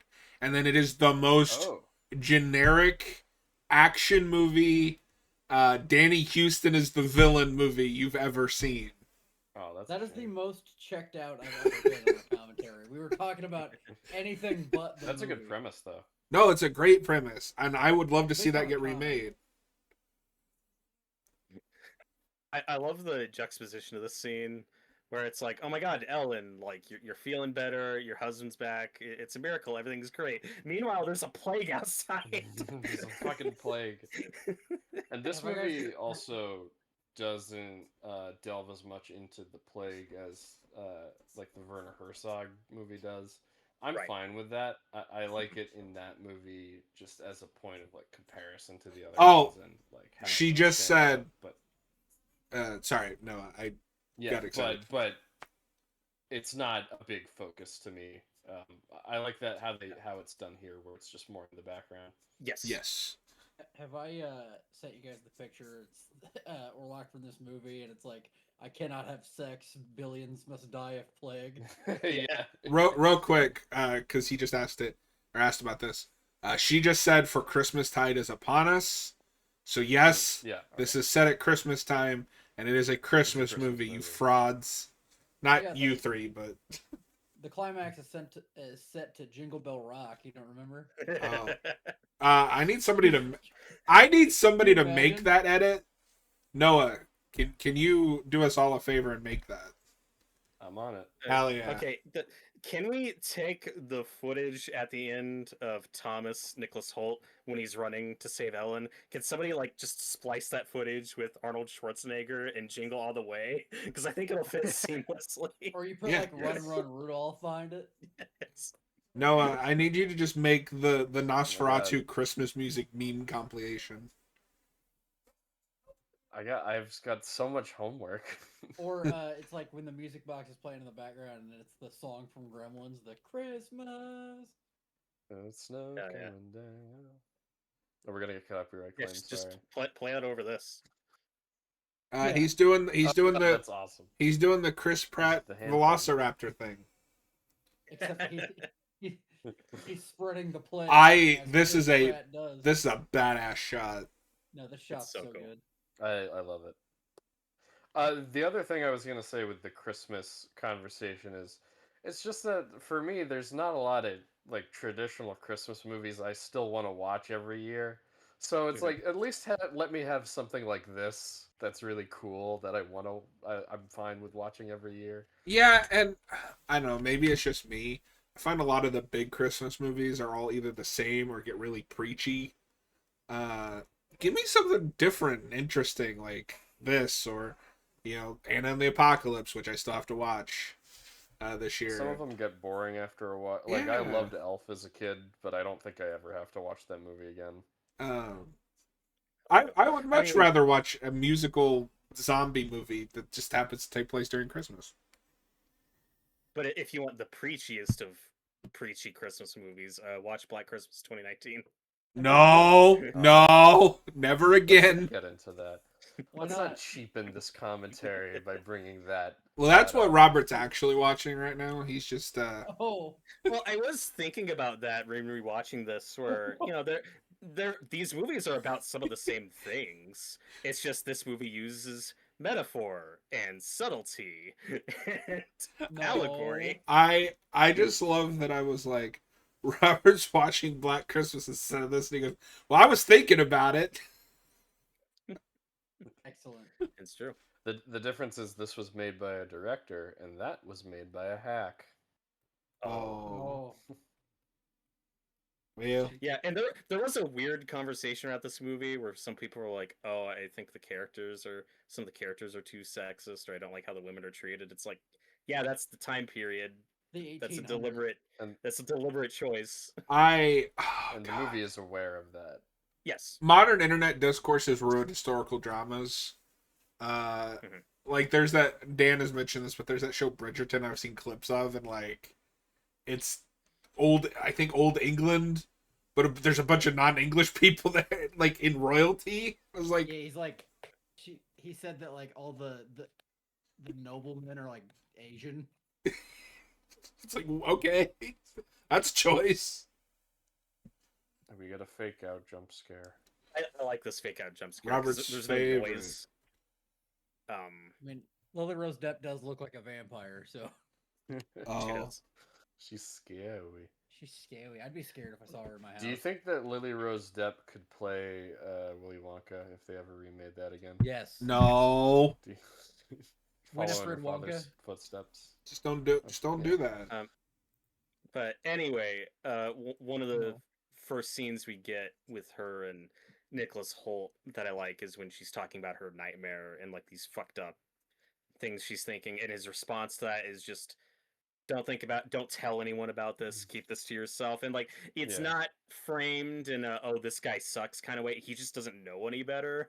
He thinks this is how to handle this because he's just not equipped for it. And yeah, these are people that don't go to therapy and shit. Like Yep. and it just feels authentic to the time period. The time period, right? And then which is what makes Willem Dafoe's character stand out because he's very forward thinking is probably the wrong term, but he's open to different ideas. And that's where he clashes with Aaron Taylor Johnson's character. This is I gonna have be a I've terrible. seen things in this world that would have made Isaac Newton crawl back into his mother's womb. Best line of this movie. This is a terrible scene to do it, but I will That- be right back. Okay. Oh, That's Yeah. my yearbook quote. I've seen That's a things good that'll year. make us.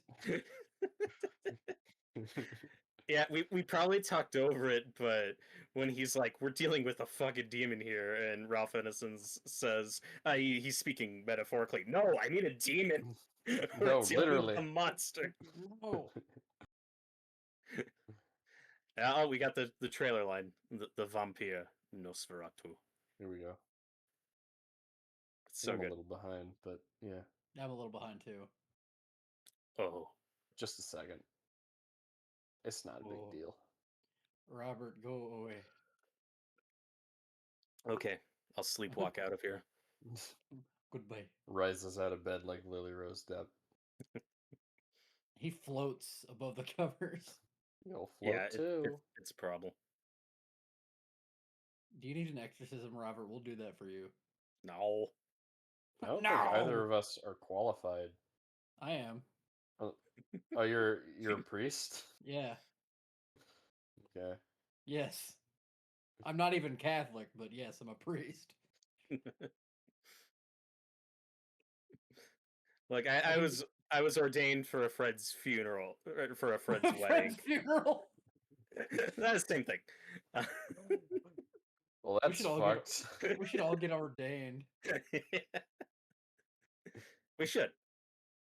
and we'll call Yeah, our group for- chat the for the pastors' bit. meeting. We'll do it for the bit. We should all get ordained. We should. Oh my god, there he is. Reverend Robert, Yes. the good Reverend. He got ordained for the funeral. We That's true. my parents have a friend that got ordained for somebody's wedding, so we call him Reverend Luke.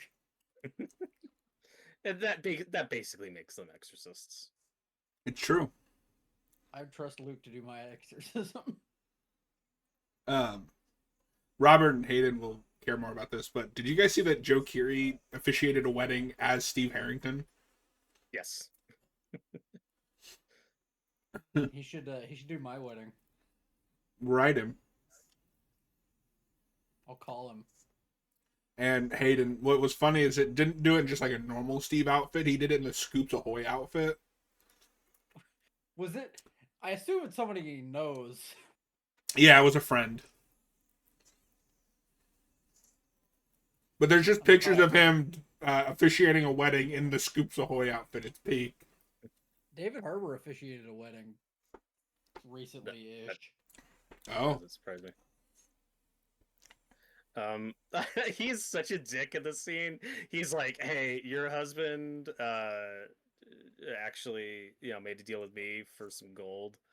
So, yeah, he sucks and you should be with me." What do you think?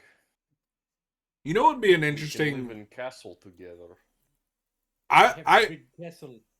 I think Eggers would make an interesting readaptation of Rosemary's Baby. Yeah, I don't know if we need that, but he'd be a good pick for it. Well, then we'd have a movie of Rosemary's Baby that I'd feel okay watching. Yeah. Welcome back, Adam But March. he'd set it in the 1800s. That's fine. Yeah. I was The just thinking, if 1200s. he did a Batman movie, where would that be set? The 30s. That's what. I mean, if Gotham by Gaslight, just give Give him it. that. that. Yeah. Yeah. It would look incredible. I don't know why that wasn't the first thing I thought of. Noah, you fraud. You should do the Doom that came to Gotham. Yeah. I still need to read that. And another period piece horror film or book I think he'd be great for an adaptation of is Phantom of the Opera. He'd be such a good fit for that. And that's one that doesn't have a lot of like faithful adaptations. There's a lot of weird ones in the musical. But if you wanted to give anybody just the book and just do that as a movie, he'd be a perfect fit. Yeah, that'd be cool. I still haven't seen any Phantom of the Opera thing. Like, I still need to watch some of the movies. Yeah, I've seen the silent one, which is probably the most faithful to the book, and the 40s one, which is very different. from That's what I've Universal. heard. Yeah. The only I've one of heard the those I'm really formula's interested in not- is the one with Robert Englund. I Because need to see that. they're selling that hard on the fact that they got Freddy Krueger.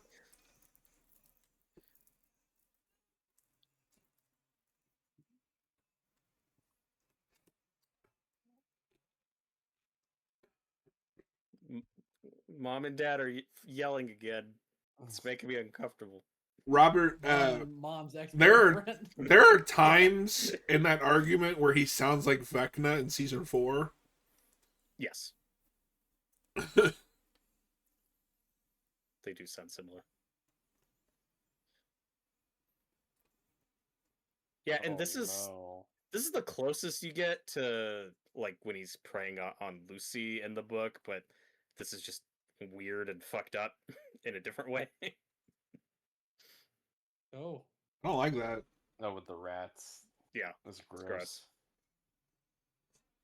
this movie would be improved if Ratma was in it, though. It's true. I think you and I are the only ones who know what that is. You two Google Ratma real quick. Sorry, what? Look up VHS Ratma. Ratma? Yeah. Ratma. Hail Ratma. All hail Ratma. Also, remember when people were mad about this movie because it made rats look bad? I don't remember that. Robert, you pay far too much attention to the online discourse for movies. No, I think know, Austin yeah. told me about it. No, I think Austin was flipping out about it, and he told me about it. Here, I'm sending Ratma in the chat. Yeah, Google keeps saying, "Did you mean Ratman?" Here, Like, here's no. Here's Ratma.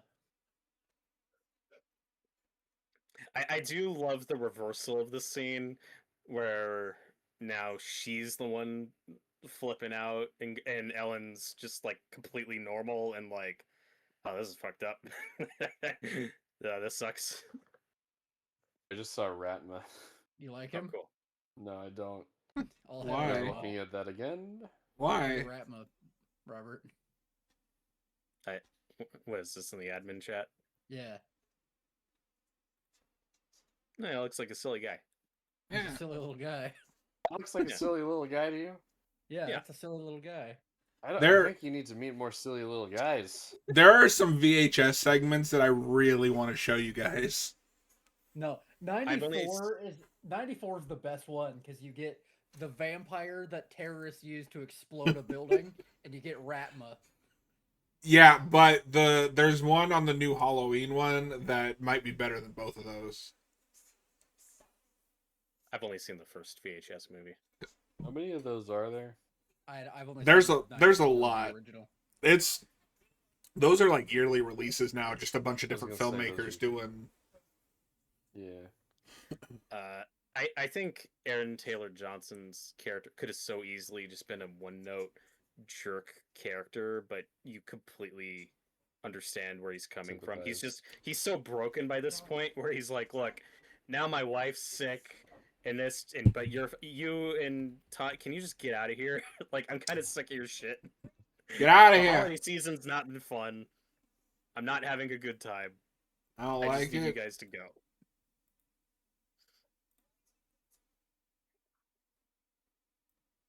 No, but I want the version of this where all the rats are replaced with Ratma. Yay! I would hate this movie just for that change. No. Yeah, this is maybe the worst case scenario for your Christmas season. I can't imagine it getting any worse. No, what I appreciate about this is I can see where they're both coming from, and I think he's more in the wrong, but that more has to do with that's just how it was at that time. Like, Yeah. And he's the most skeptical, where he's just not buying yeah, the demon shit. the demon. Everyone knows demons aren't real.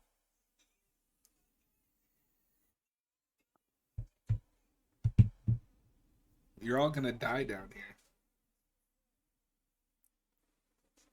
We all die too. You'll I float love too. that.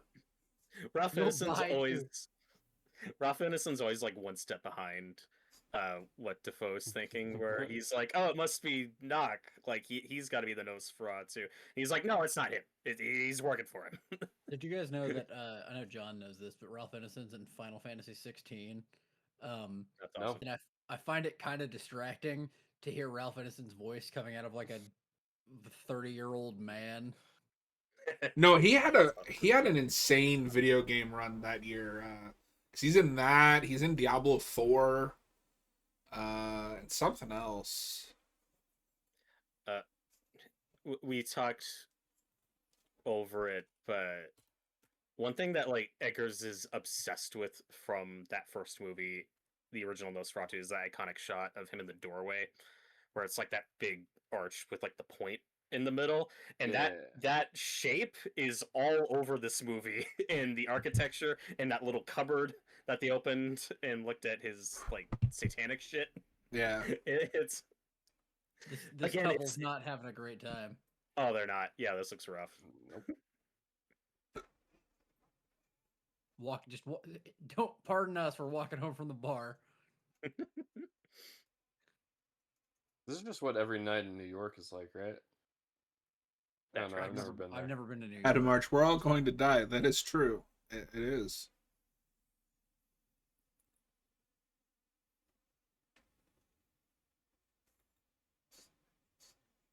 Have you guys ever seen that YouTube series with the celebrities eating their last meals? Yes. I have not watched it. That's a pretty good interview show. It is, but he starts every video with saying, everyone has two things in common. We all got to eat and we all got to die."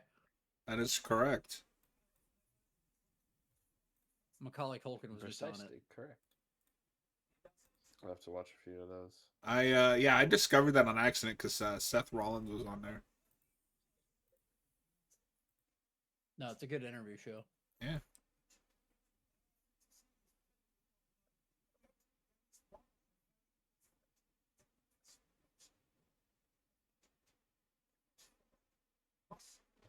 One battle after another is now on Max. No. Cool. Hell yeah. I need to watch that. I might check Favorite that movie of out. the year. No. I don't know that I have No. interest in it, but maybe I'll No, improve watch it on right now. I loved it. Austin But, told me I would hate it specifically, but I don't know if he. Depends. I don't know. I'm a big Paul Thomas Anderson fan, so No, would you say that's like a good first Thomas Anderson movie? yeah, it's probably his most entertaining movie. It's his most like crowd pleasing one, I'd say. But There's still a couple few movies like There Will Be Blood. no, not for that director, but just for this year. Oh. The guy that made The Monkey just like shadow dropped another movie Oh. this year, Yes, and I still got to see that. Super- Yeah. Oh, Osgood Perkins. Yes, that's his name. Anthony Perkins' son. Yeah. That's true. I do need to see that. Yeah, that guy out of nowhere just made like 3 or 4 movies back to back really quickly. Yeah. Good for him. Long Legs, the monkey, and Keeper. Yeah. and then isn't there another one? Yeah, he might have another movie scheduled for next year. I really liked The Monkey. Monkey. The next movie I'm really excited about, I think, is the Raimi beach movie. That movie looks Oh, it's good. awesome. It looks insane. The beach that makes you crazy. Yeah, he has one more movie scheduled for next year called The Young People. Oh, Adam March asked, in this hypothetical Eggers Batman movie, who does Innocent play? Well, if he's adapting Gotham by Gaslight specifically, then he should just be the guy who's Jack the Ripper. Nah, he That's should just be. correct Just casting. make him Gordon. Or Alfred, like either. Yeah. Really, anybody? He'd be anybody. Batman, Catwoman. Catwoman. I'd watch that. Batman. I can't even. No. I can't even do his voice. No one can. I love you. this exchange is so good when Thomas is like, "Look, the devil exists. I have met him. There is absolutely nothing you could say that could shock me." And her response is, "I know him." And he's like, "The fuck?" What? What? you Yeah, you a what? You what? yeah. And one critique I heard of this movie at the time was, "Oh, Eggers is just copying the original. He's not putting his own spin on it," which I wholeheartedly disagree with. No, What? I don't agree with that. Yeah, this is where just his vision all clicks into place for me, where she says like he is my guilt, he is my shame, he is my melancholy. It's like he is this horrible thing happened to me years ago, and now he's back, and he What represents all of that. what we're saying is this is the rated R adaptation of Foster's Home for Imaginary Children. If those monsters were actually monsters. 100%. The question is, who in this movie is Cheese from that show? I haven't seen Hold it. on. I'm so lost. I missed something. Foster's Home for Imaginary Friends. I haven't seen Hayden, that. pay attention. I'm Oh, watching John the and I film. are the only ones who've seen it. No, Noah knows who Cheese. Cheese is. Cheese is Renfield, of course. Okay. Oh. Um.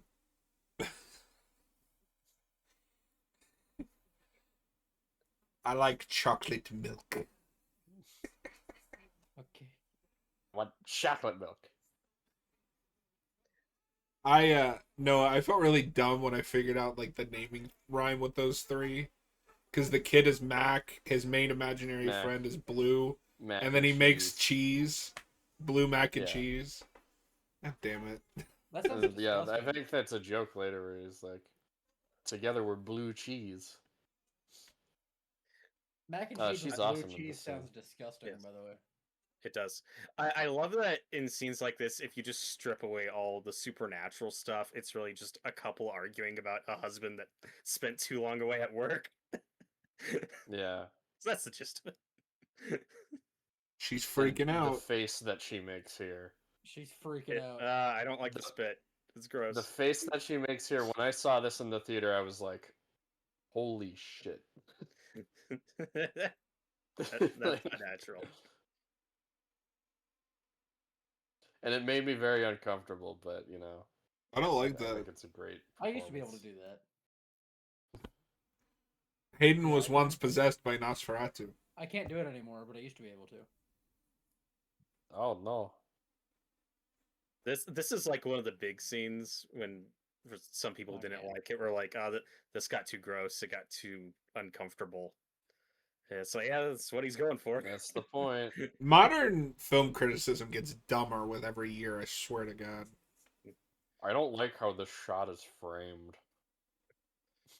And That the look on his face was like Lex Luthor. yes, well, it's like the way she challenges him in that moment. That's like the worst thing she could say to him, where he's like, you could never please me as he could, bitch. He's like, oh, yeah.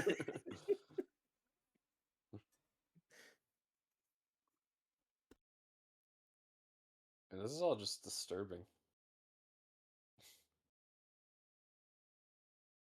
Yeah, like this is a very sexual movie. It is not a sexy movie. No.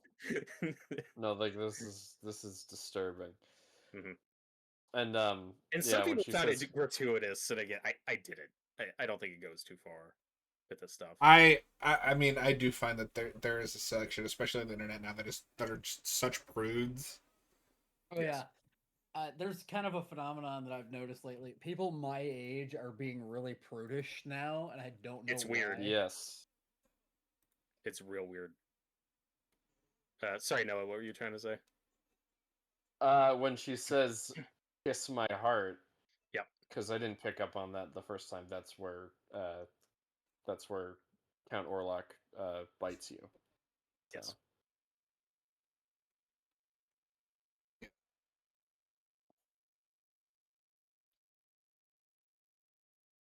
Apparently, this doesn't have anything to do with anything. I just noticed Apparently, the Crisis on Infinite Earths animated trilogy is leaving Max. Why? Oh. You own those. It'll be on Netflix at some point. Oh. God, I need to stop paying for Max. I just keep forgetting. I canceled mine. I think it it stops today. So goodbye, Max. I had that since launch. See, So. but Max I use the most. Same. Also, it's really funny if you go on Max right now, the Peacemaker icon completely spoils the big cameo in that season. It does, yeah. I saw that. It's like, Oh what? yeah.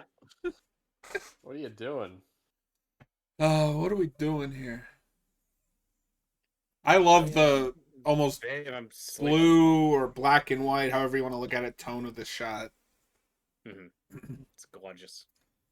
Gorgeous. This movie's gorgeous. Oh my God, no! This. I love. Yeah, say that during this scene specifically. Oh no. I don't Bad like that. timing. I'm a little bit behind. God damn it, No. Noah. It's really funny earlier when the kids were like, "Mommy, there's a monster," and they're like, "Ah, shut up." No, there's not. And then, oh. No, Just like how they treat Helen. Yep. Or Ellen. Helen. Whatever. Well, No, and this funeral scene just looks beautiful.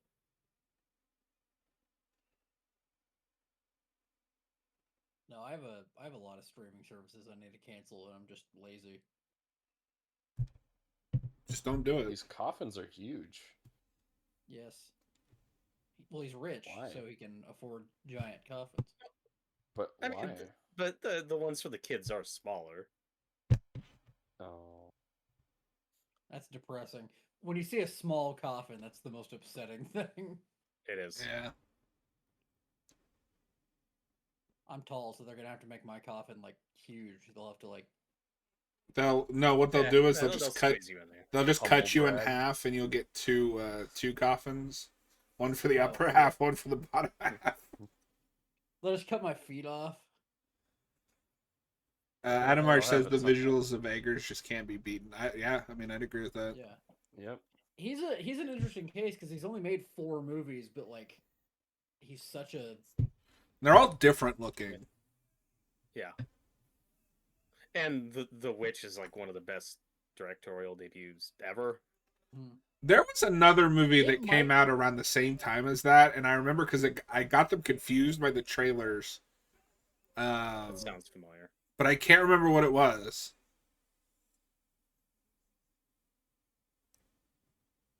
This is Yeah. probably one of the most Batman Returns looking scenes. Well, I I was think going to mention that. Funeral But I scene, think The yeah. Witch is probably still my favorite Eggers movie. I think for me it's The Lighthouse. It's The Lighthouse. And I don't then know This if- is my second favorite. I don't know if that's just because that movie's like so dumb that it becomes awesome. I love it. It's one of my favorite horror comedies. And it has Uh, like the best Defoe's lines in that are immaculate. Yes. But Teddy says this is the only vampire flick I can see myself do the can to. What? I Take your You word do for you, it. buddy. do the can too? Why? don't know what that means. It's a dance. But why Adam would you do it to Arch, this? having just rewatched The Witch last night, I have to say that they're different movies, but you can see the Eggers standalone build. Absolutely.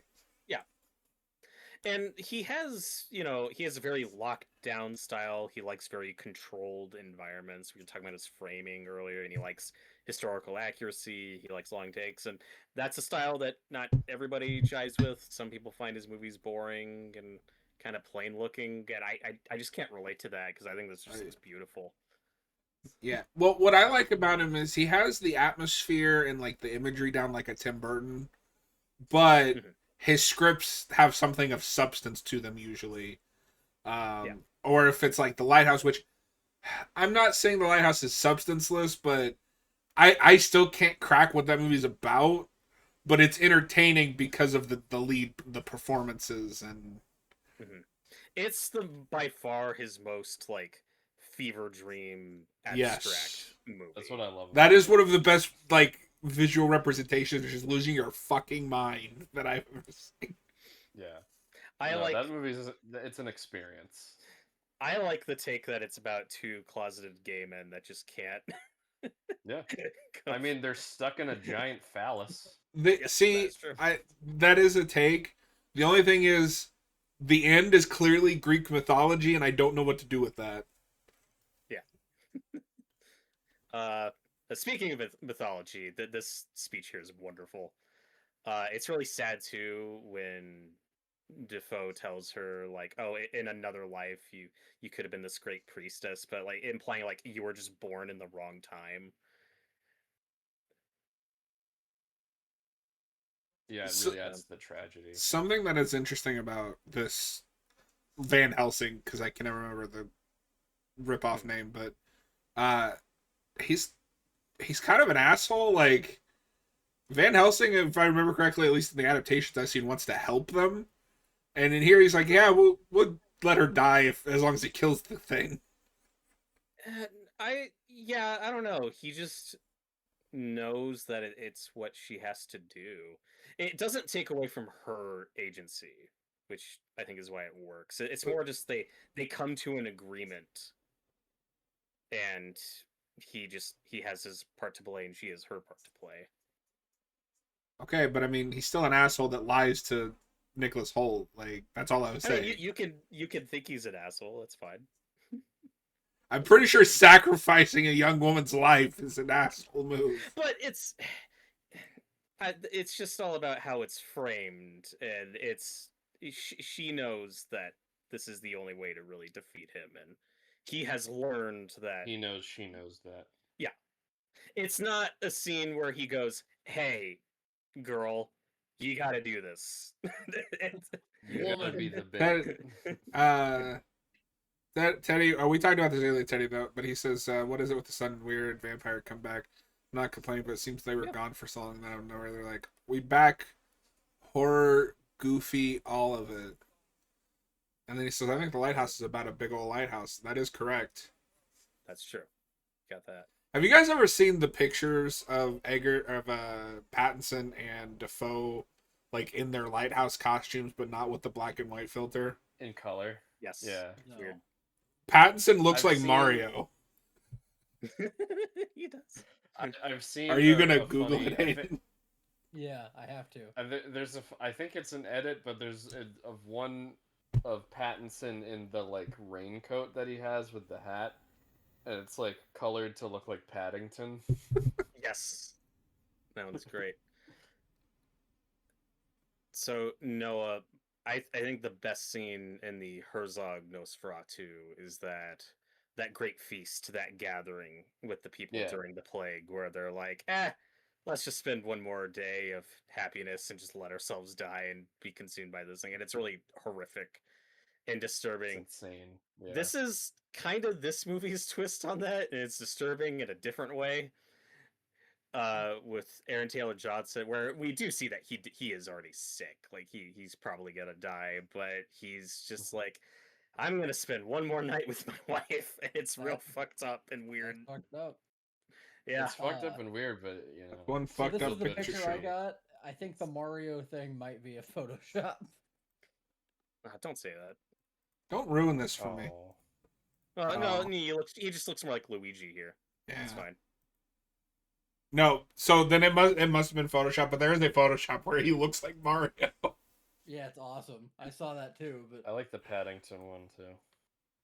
Yeah, No, It but looks- Robert Pattinson should play Mario. he he should. he should Yeah. do his lighthouse voice. Of course. I want a goddamn Koopa Troopa. Adam Arch, hey girl, you gotta do this, Robert 2025. That's correct. Teddy, are you guys excited for Eggers werewolf film? I'm excited for the potential. With all things, I have to wait for a trailer just because I don't know anything about it. I've seen well, okay, I didn't see the first two, but since Northman, I've seen every Eggers movie in theater, just two, but I plan to keep doing that. So I've seen half of his movies in the theater, and I plan to continue doing that. Yeah. that's true. No, yeah, I mean, I've seen them all I- since Lighthouse because I saw that in the theaters. Oh, I did nice. not. This was awesome. this scene is an interesting riff on the Lucy scene from the book where they're in the crypt, but there's no vampire here. It's just very sad, and everyone here is like, oh well, this is a fucked up thing that happened. And you, with Nicholas Hoult especially, he's a character who just loses everything in this movie, and Yeah. he says, I can't bear anymore. Like I'm having a bad day. I'm having a bad week. He's a sad man. And You in heard of terms, the Northman? This is the sequel, the Sadman. The Sadman. There should be a sequel to this, Nosferatu. It'll happen. oh I'm yeah, still waiting. Or Dosferatu, whichever one. No. I like Nosferatu. But Cool. Dosferatu And- is the Spanish version. Yeah. Yeah. Yeah.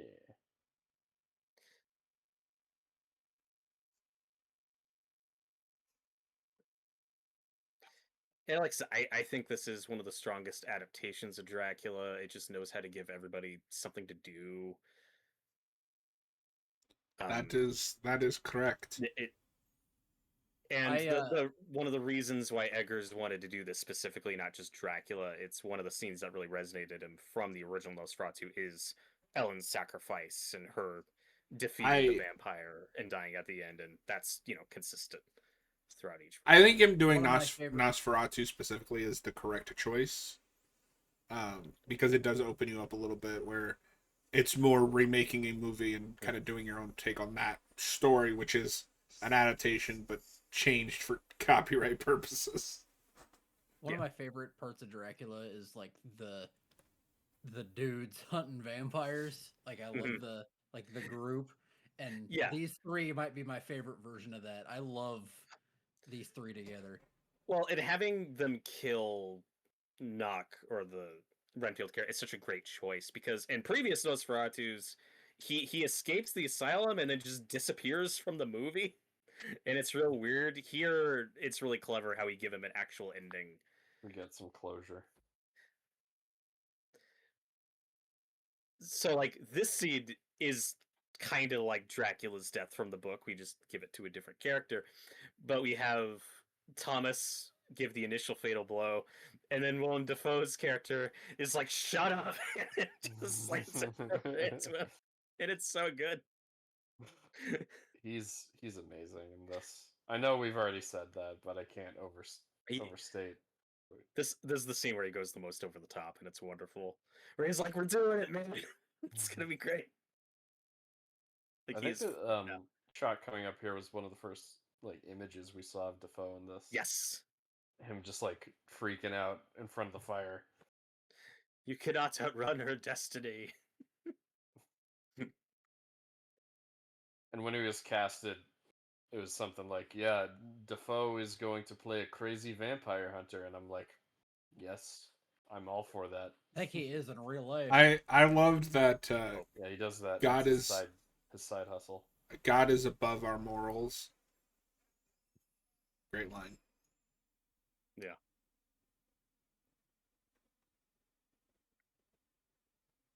By the way, we went this whole time without pointing out your Funko Pop back there, Robert. Yes. Well, this With, is the OG of Count Nosferatu Orlok. Funko Pop. Okay. There's actually a new one coming out from this movie where he's got the big hat. Oh, It looks awesome. awesome. It was supposed to come out this month, but it got delayed till February. Thanks, Amazon. I almost bought the damn it, NECA Amazon. Nosferatu, but I didn't. I was tempted, but if they did this Nosferatu as a NECA figure, I'm totally buying that. I want it. My because I change all the posters on Letterboxd. I just posted in the admin chat, but the poster I'm using is like remaking the poster from the original, but for this movie, and it kind of looks like it's the original Nosferatu. It's cool. Yeah. Mhm. That does not look like Orlok. I think that's a fan poster. I mean, yeah, I don't know. No, I'm just saying. No, the original poster's better. No, Movie. It is. It's way better. I love the poster for this movie. There's some good ones. yeah, there's good posters. I The like the way main- that the one main looks. one is the hand, like Yeah, the Blu-ray cover. Yeah. Yeah, that one's fine, but I think there are better posters. My favorite one is just the shot from the opening of this movie when it's Ellen on one side like hovering and his shadow in the curtain. It's probably my favorite shot in the movie.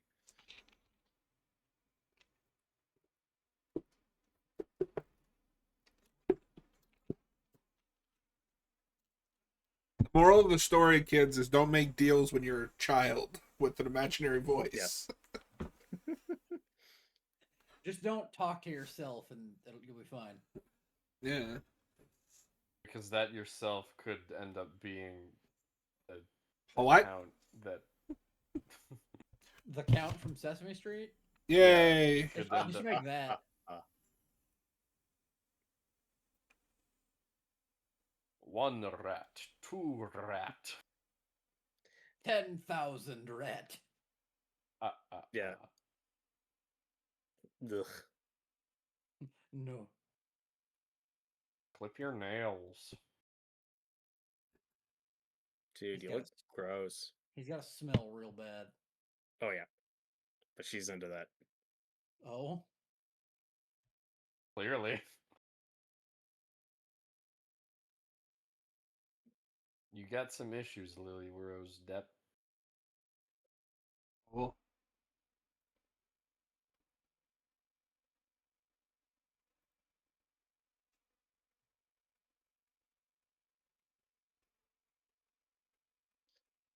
No, this is one of the big scenes I'm talking about, where it's like this is the same thing that happens in the original movie.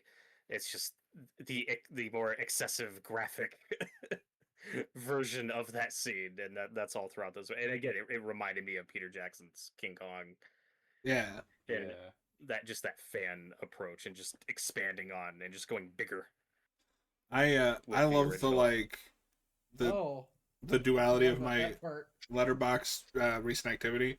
The last movie I logged for this was the 2019 Black Christmas, which got a half a star, and then it just jumps to this, which gets a 4.5.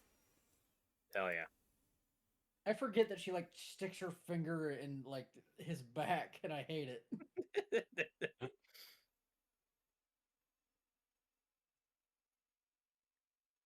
And this choice, I think, is inspired for the story, the ruse that they add to the plan. Again, it just gives everybody something to do. It amps up the tragedy. I love this whole sequence when we see Thomas running, trying to save her. Just the tragedy, the Yeah. payoff, and everything. It's all beautifully executed, and this is where the music really amps up, and it's wonderful.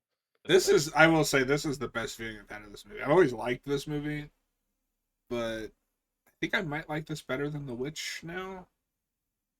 It's hard to say. Yeah. And I love The Witch, but Nosferatu supremacy. yay. Well, and they're just different things. Like for me, The Witch is a more disturbing movie, but this is also just a story I know really well that I've seen a million times. Well yes, movies But tend done to be really different things, Robert. Yeah.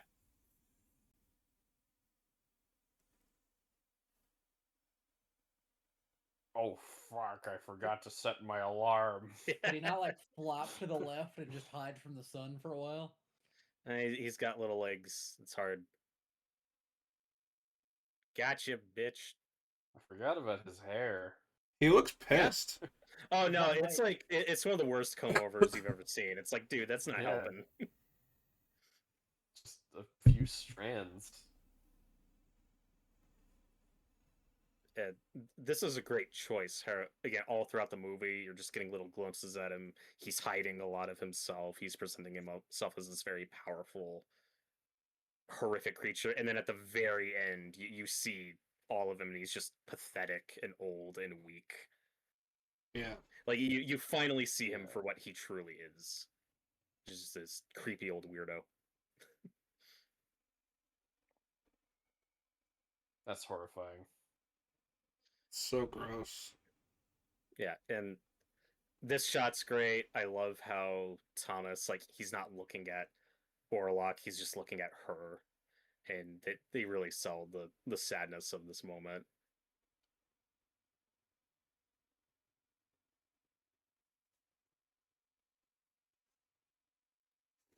because in most versions of Dracula, you know, you get some kind of happy ending for the main couple, but in this version of the story, you don't get that. Nope. He loses everything. And it's Correct. like At least Defoe and Innocent, they're gonna go have drinks later. They'll be fine. you want to go down to the pub. That was some crazy shit. I love the pub. Let me The put. pub. I gotta put the cat away first, and then I will. Might know. Steal me cat. Yeah, the closest Sorry, bro. happiness you get to the end of this is she gets a bit more agency in how she goes out. Like, Yeah. she's not just like the damsel in this version. Mhm. But like ultimately, it's still a very tragic final. Yeah. note. Yeah. Yes. Yeah.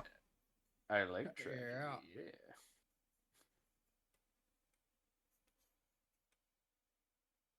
Nosferatu.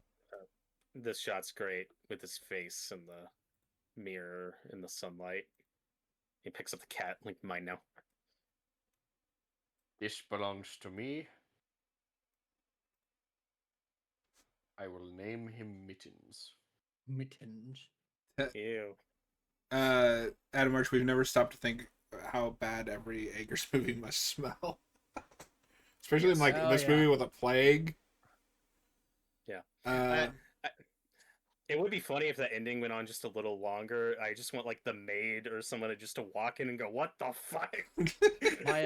My Amazon wants to autoplay Dracula Untold. I'm good. do it. Oh. Do it. Oh. Teddy, Robert, movies.